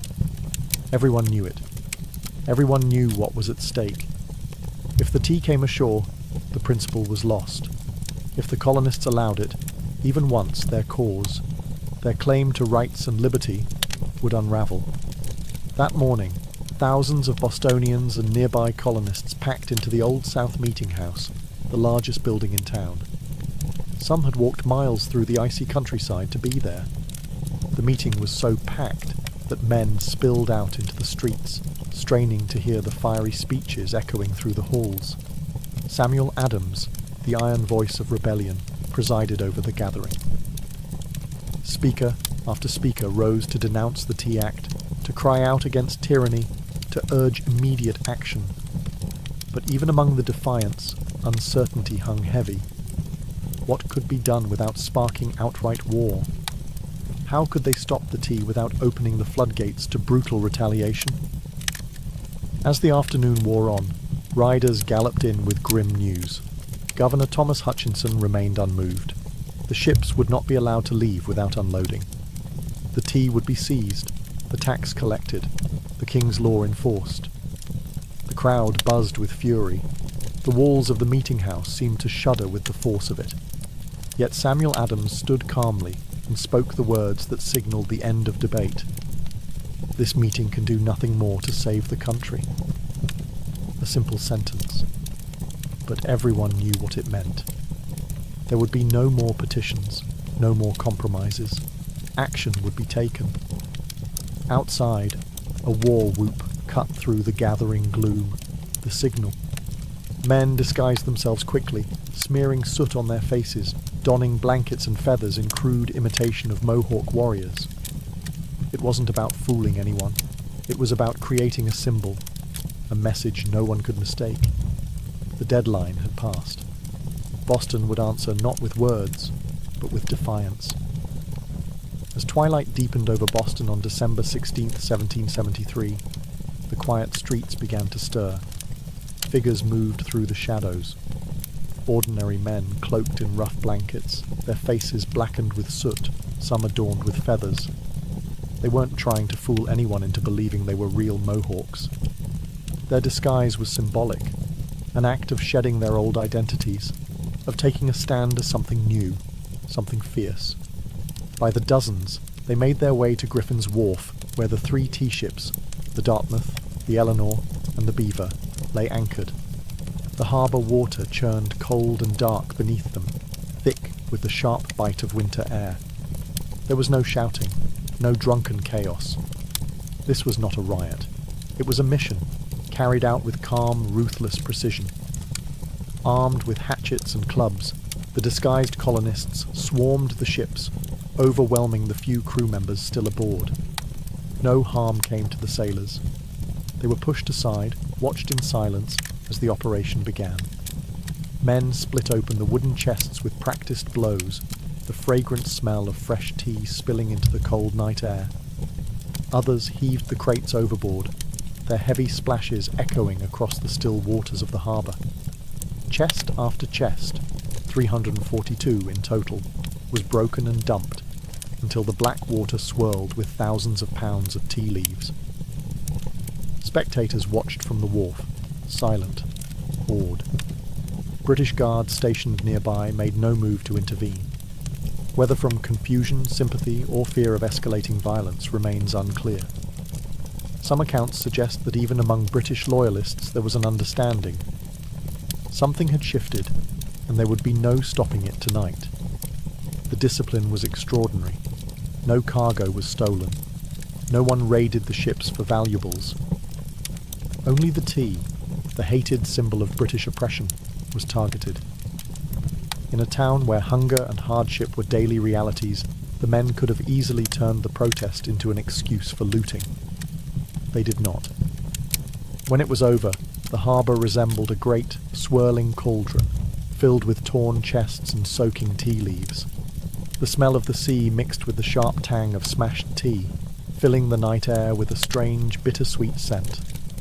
The work was done. Silently, the men disappeared into the night, vanishing into the alleys and back streets of Boston. They left behind no names, no leaders, no claims to fame, only the unmistakable mark of revolution. As the last broken crates bobbed in the dark water, Boston stood still, almost holding its breath. The Boston Tea Party wasn't a riot, a brawl, or a drunken spectacle. It was something far rarer, an act of cold, deliberate defiance carried out under the cloak of night. The harbour was transformed into a giant, swirling teapot. Thousands of pounds of East India Company tea floated in great mats on the water, staining it black. Some colonists, curious and rebellious, scooped handfuls of soaked leaves from the harbour, only to be chastised by the Sons of Liberty patrolling the docks. Nothing was to be salvaged. No one would profit from this night's work. This was principle, pure and simple. The town woke the next morning to the smell of salty tea hanging heavy in the air. News spread like wildfire. Word of mouth, letters, broadsheets. By midday, everyone from apprentices to merchants knew what had happened, and opinions split fast. Among patriots, there was pride, a fierce, swelling pride that ordinary men had stood up to the mightiest empire in the world and struck a blow for liberty. Among loyalists and moderates, there was horror. To them, the destruction of property was reckless, dangerous.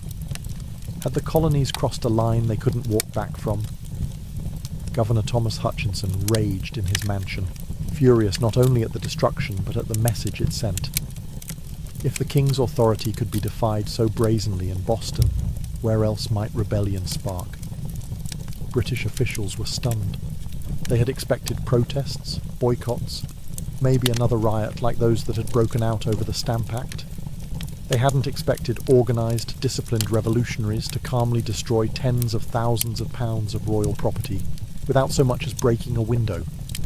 The ship's captains, the Dartmouth, the Eleanor, the Beaver, could only watch helplessly as their cargo disappeared beneath the waves.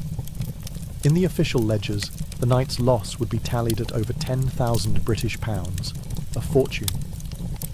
But the real loss wasn't measured in pounds sterling or ruined tea. It was measured in trust, in loyalty, in the fragile illusion that Britain still ruled her colonies with consent. The night the tea sank, something deeper rose to the surface, a shared undeniable truth. The age of peaceful protest was ending, a reckoning was coming, and Boston was ready. When word of the Boston Tea Party crossed the Atlantic and reached London, the reaction was swift and furious. To British officials, it was not simply a protest, it was rebellion, an open, mocking challenge to royal authority that could not be ignored. King George III, upon hearing the news, was said to have grown cold with anger. Parliament, already frustrated by years of colonial disobedience, exploded in outrage. They demanded punishment, not just for the city of Boston, but as a warning to all the American colonies. The result was a series of laws so harsh they were quickly nicknamed the Intolerable Acts in America. The first blow came swiftly, the Boston Port Act. In one brutal stroke, Parliament ordered the closure of Boston's bustling harbour, the economic lifeline of the city, until the destroyed tea was paid for and order restored. Ships could no longer enter or leave. Trade vanished. Goods and supplies dried up. Boston, once vibrant and noisy, grew quiet, its docks eerily still. But the punishment didn't stop there. The Massachusetts Government Act stripped the colony of its self-governing rights, placing it firmly under the king's appointed officials. The Administration of Justice Act allowed royal officials accused of crimes to be tried back in Britain, a clear message that British authorities were untouchable. And to make sure the colonies knew force was an option, British soldiers were quartered throughout Boston, living among the very citizens they were meant to subdue. The message was clear. Rebellion would be crushed. Liberty was a luxury the Crown would no longer tolerate. But Parliament's heavy hand had an unintended effect. Instead of frightening the other colonies into submission, it outraged them. News of Boston's suffering, of its port closed, its people starving under martial law, stirred deep sympathy and righteous anger throughout America. Wagon loads of food and supplies poured into Boston from neighbouring colonies. Letters of support, pledges of unity, and secret meetings began to weave the once fragmented colonies closer together. What had once been a Massachusetts problem was rapidly becoming an American one. In punishing Boston, Britain had hoped to make an example of them. Instead, they made Boston a symbol, a rallying cry for resistance. The flames of revolution, once flickering in isolated pockets, now began to blaze from colony to colony, and there would be no easy extinguishing them. The punishment of Boston sent shockwaves far beyond the rocky shores of Massachusetts.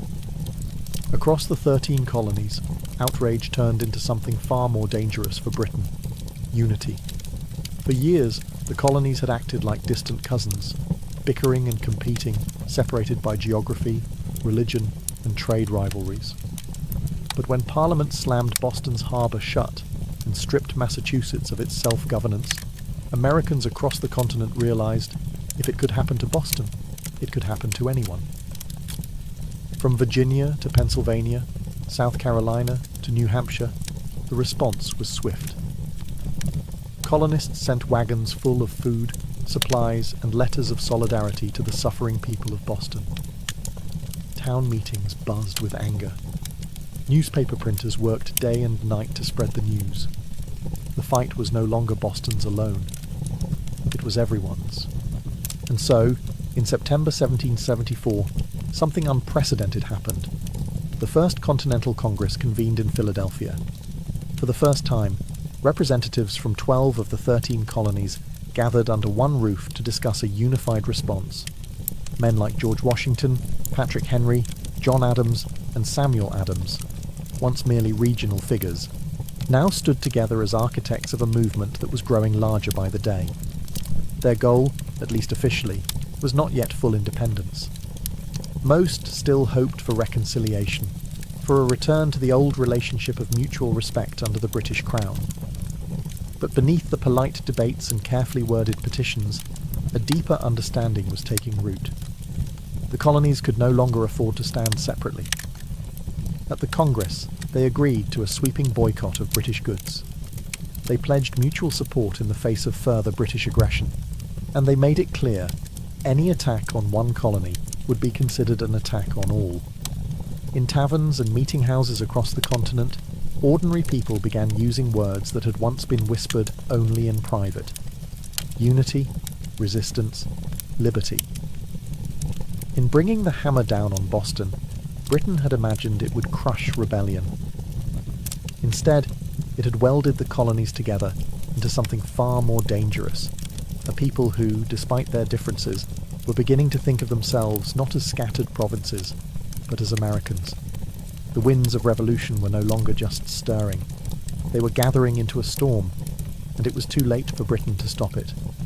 The night the tea sank into Boston Harbour, it wasn't just crates that were destroyed. It was the illusion that the American colonies could remain loyal subjects forever. The Boston Tea Party lit a spark that no king, no army, no distant parliament could ever snuff out. In the months that followed, that spark caught fire across the colonies. What had once been protests, boycotts, and polite petitions hardened into open resistance. Town militias began drilling openly, storehouses filled with powder and shot. Men who had once toasted King George III in taverns now whispered about revolution under the same roofs. Boston became a symbol of sacrifice, battered but unbowed. The more Britain tried to tighten its grip, the more the colonies slipped through its fingers. Every ship that sailed past the closed, silent harbour of Boston was a silent reminder that tyranny had met its match in American defiance.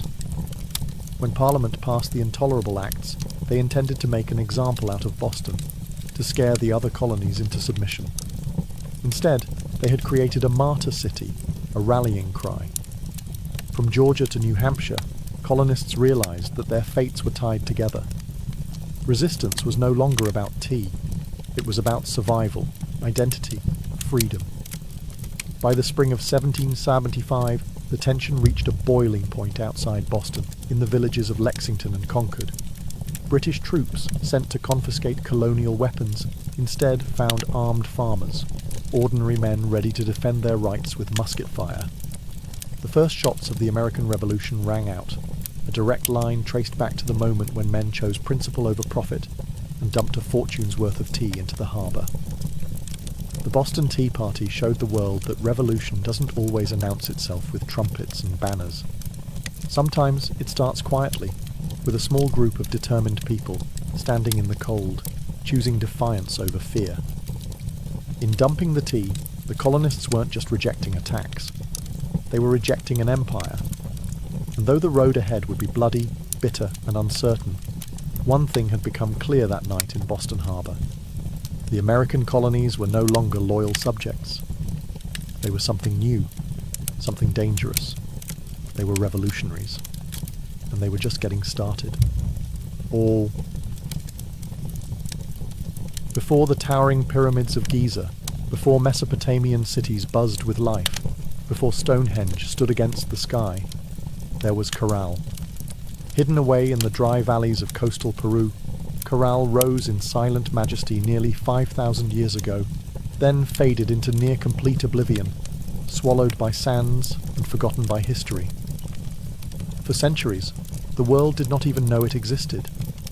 The super valley where Corral once thrived seems at first glance an unlikely place for civilization to bloom. The landscape is parched, barren, the river little more than a thin silver thread winding through rocks and dust.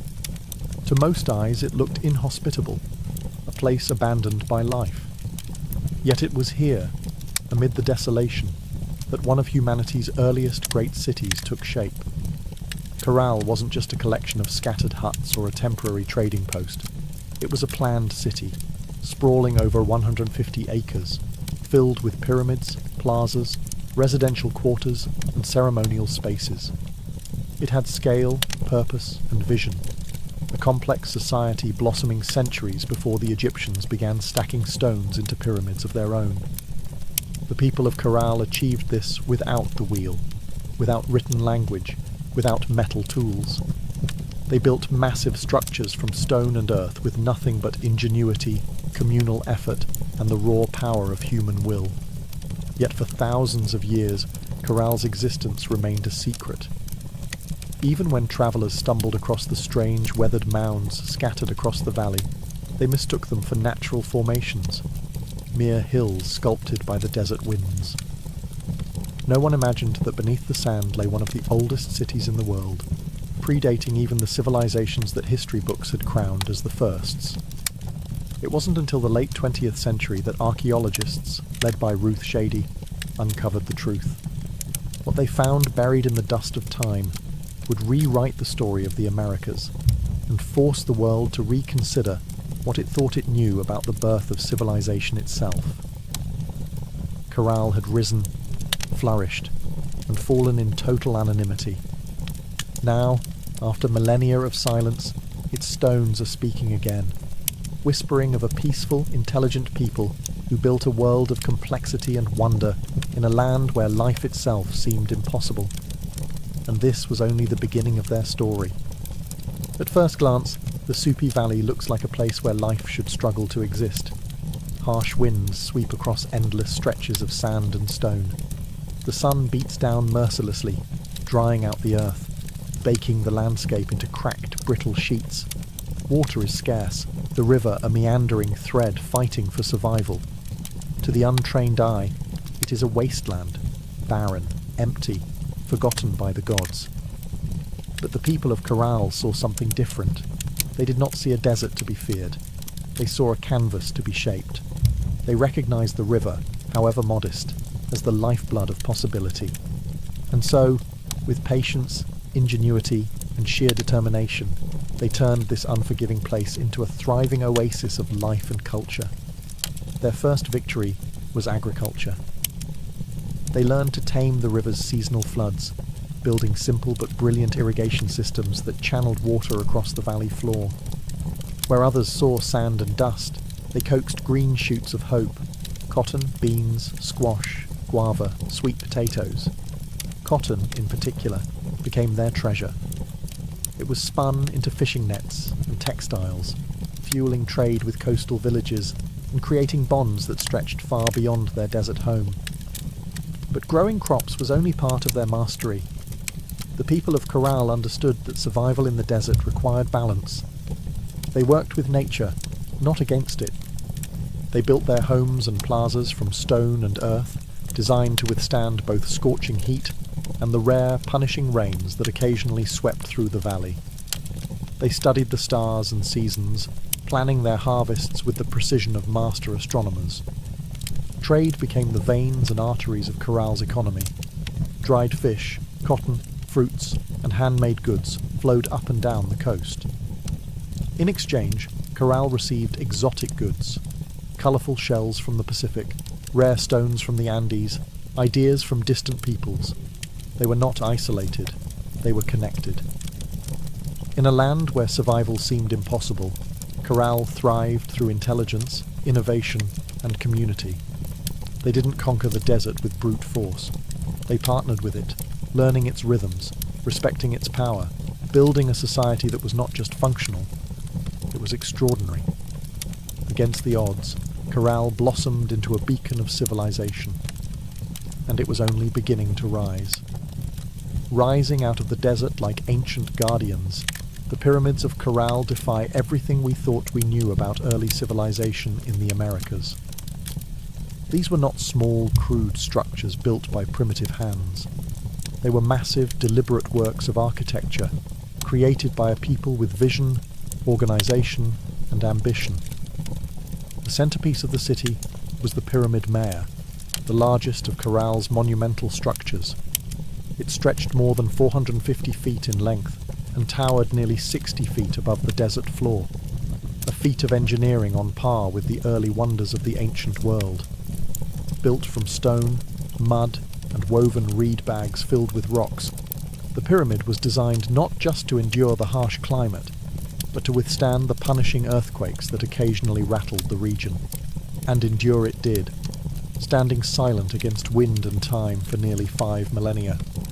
But the pyramids of Corral were not tombs. Unlike the massive burial complexes of Egypt, Corral's pyramids served a different purpose. They were centers of ceremony, power, and public life.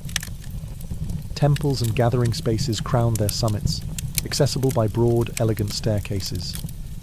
Fires once burned atop these platforms, and rituals were held beneath the endless Peruvian sky. At the foot of the pyramids, vast plazas opened up, sunken and circular, inviting thousands to gather for religious ceremonies, political meetings, and communal celebrations. The very design of Corral's cityscape suggested a society that prized community and order, a people deeply connected to one another and to the cosmos. Around the pyramids, smaller residential complexes fanned out, likely home to priests, administrators, artisans, and farmers. The pyramids themselves seem to have been strategically placed, aligned with celestial events, sunrises, solstices, the cycles of the stars. To the people of Corral, architecture wasn't just practical, it was spiritual, mathematical, cosmic. Walking among the weathered stones today, it's almost impossible not to feel a strange sense of awe. These structures were raised without metal tools, without the wheel, without beasts of burden. Yet they rose with symmetry, scale, and staggering precision. The great pyramids of Corral were not built for vanity, nor for war. They were built to connect earth and sky, community and cosmos, humanity and eternity. And they still whisper across the sands, telling a story that refuses to be forgotten. Among the ruins of Corral, there is something profoundly different, something that sets it apart from so many ancient civilizations. No weapons have been found buried beneath its sands. No defensive walls circle its plazas. No mass graves hint at bloody conquest or internal strife. Unlike the kingdoms that rose and fell through war, Corral was a society built on peace. It's a revelation that defies expectations. Here was a civilization that flourished not through violence, but through cooperation, trade, and shared belief. The people of Corral seem to have invested their energy not in armies or fortresses, but in architecture, astronomy, music, and communal life. Their plazas and pyramids weren't monuments to victory over enemies. They were centers of celebration, worship, and governance. This was a civilization that chose to gather rather than conquer, to negotiate rather than destroy. Trade was the lifeblood of Carroll's success. Cotton, grown along the fertile riverbanks, was spun into fishing nets that were traded with coastal communities. In return, Carroll received dried fish, an essential source of protein, and exotic goods from faraway places, colourful shells from the Pacific, precious stones from the highlands, and even rare tropical fruits from distant valleys. This wide network of trade stitched the region together, binding far-flung communities into a peaceful web of mutual benefit. And in the centre of it all, Corral thrived as a cultural and economic hub. Religious and ceremonial life played a vital role in maintaining social harmony. The city's grand public spaces and sunken plazas likely served as stages for rituals that united the people under shared spiritual beliefs. Music filled these gatherings, flutes carved from condor bones, drums made from deer hides, creating soundscapes that echoed across the desert, tying individual lives to something greater. Leadership, too, appeared to rely less on military strength and more on spiritual authority and civic organization.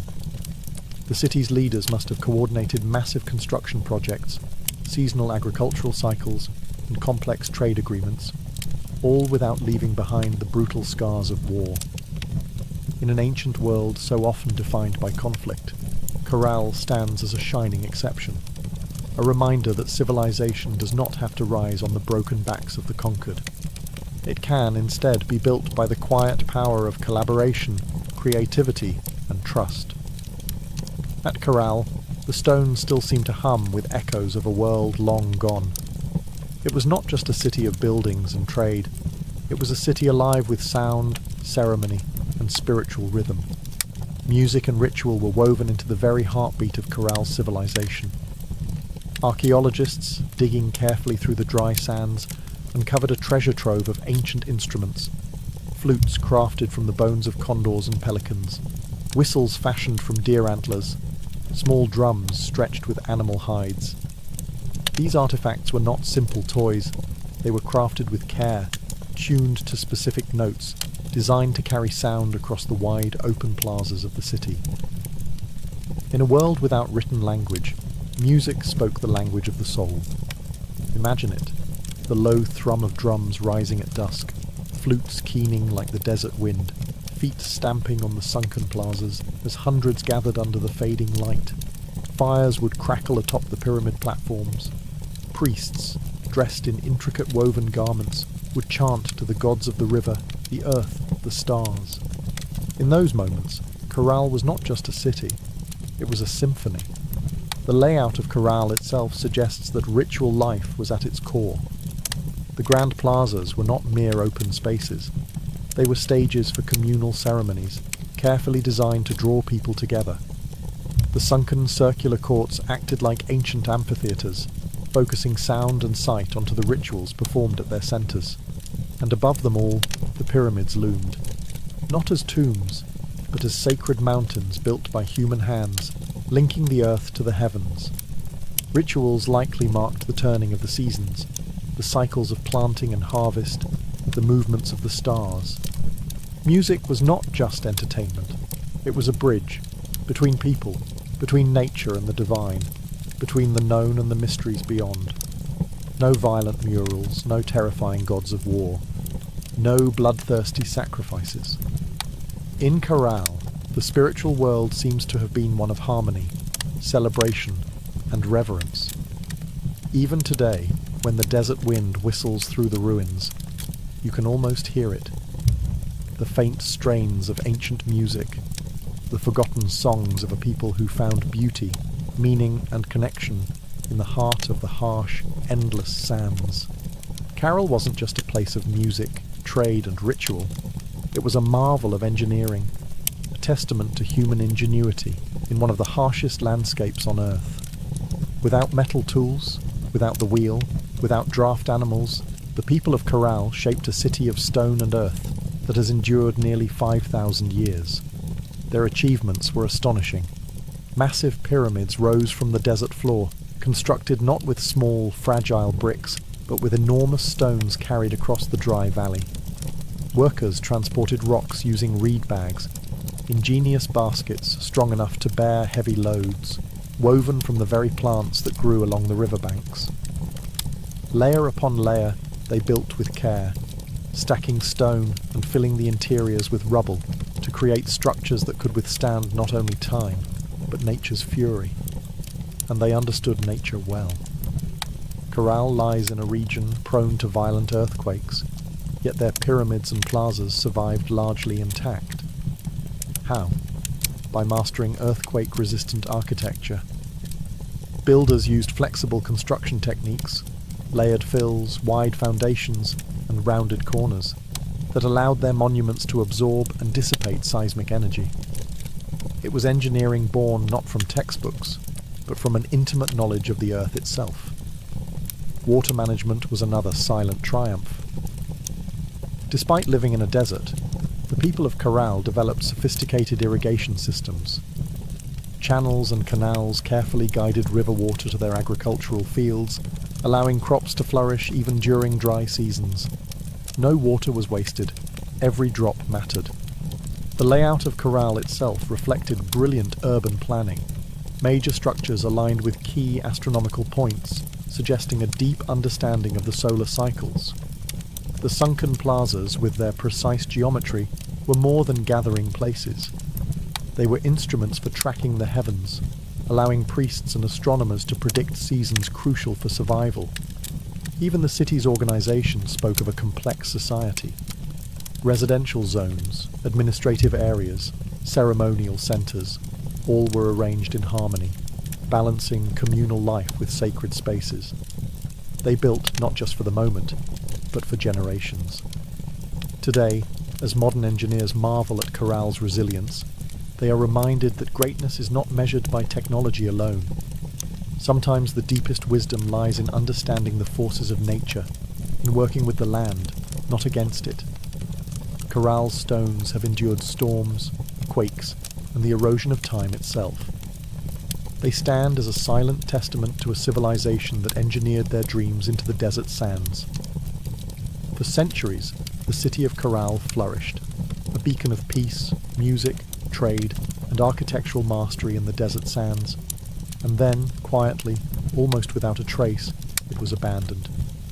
No fires marked its fall, no signs of conquest scar its walls, no mass graves or shattered monuments tell a story of sudden disaster.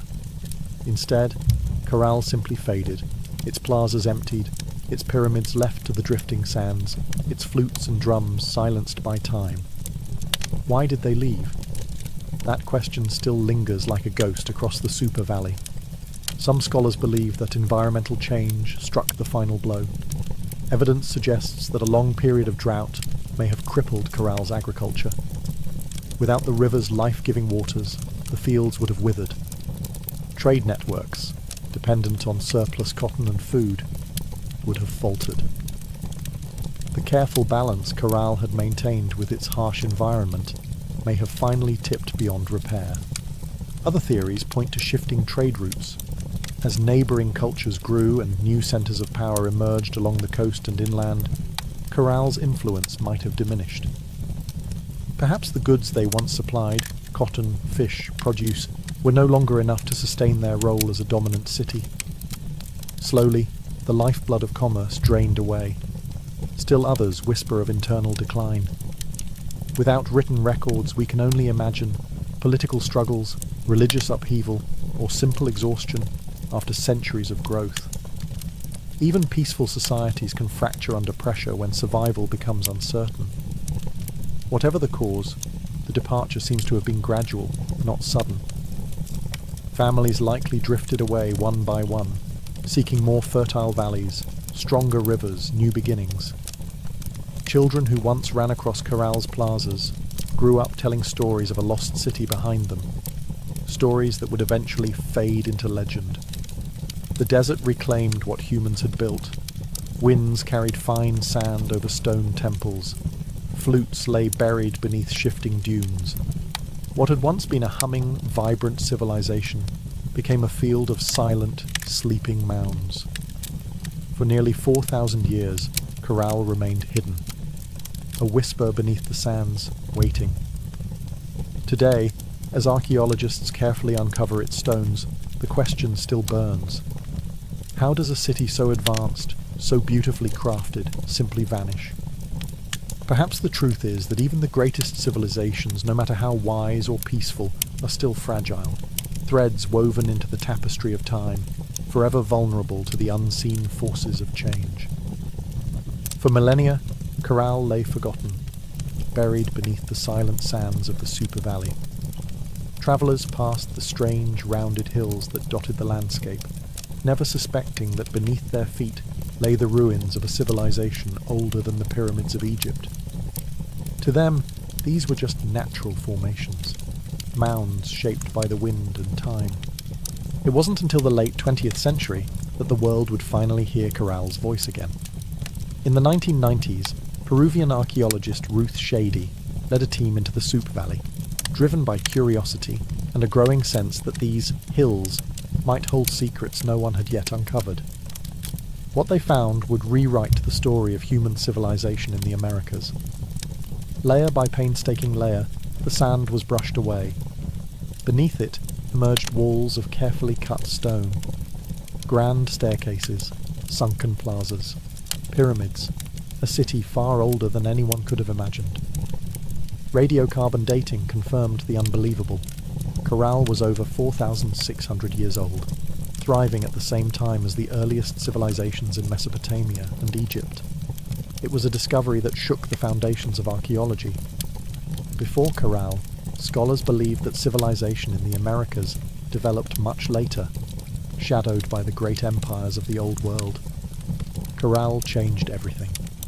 It proved that the Americas had birthed monumental architecture, complex urban life, and social organization independently, long before the rise of the Incas or the Maya. Ruth Shady and her team found not just stone and rubble, but the remnants of life: musical instruments, fishing nets, textiles, quipu, ancient knot records, and even offerings made to the gods. Each artifact told a story of a people who had built a society with vision, intelligence, and profound creativity. Corral's rediscovery was more than an academic triumph. It was a resurrection. A civilization that had slept beneath the desert for thousands of years now stood revealed under the open sky once more, its plazas kissed by the same winds that had once carried the sounds of flutes and the laughter of children. Today, Corral is recognized as a UNESCO World Heritage Site, a fragile, priceless link to humanity's earliest dreams of building, belonging, and believing. The sands had hidden Corral well, but in the end, the stones endured, waiting for someone to listen, to see, to remember. Corral stands today as a silent giant, a reminder that civilization's roots stretch far deeper than we once believed. Among its pyramids and plazas, the ancient stones whisper a story that reshapes our understanding of humanity's journey. A story not of conquest and bloodshed, but of harmony, ingenuity, and hope.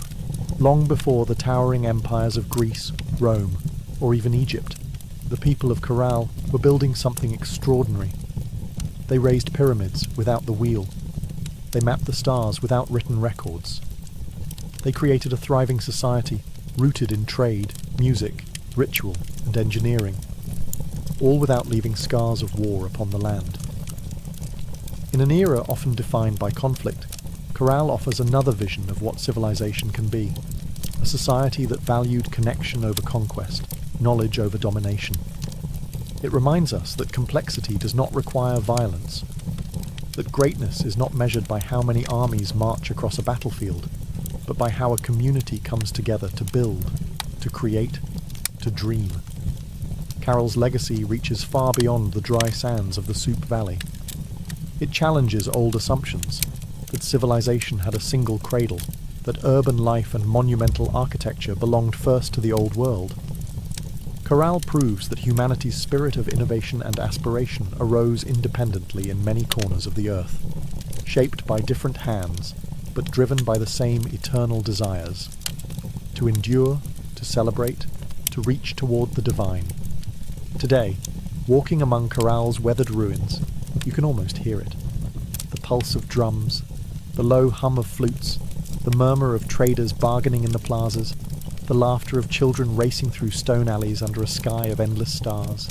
Their lives, their dreams, their stories are still with us, etched into the bones of the earth. Chorale teaches us that even when civilizations fall, their spirit can endure, sleeping under sands, waiting to be remembered, waiting to inspire again.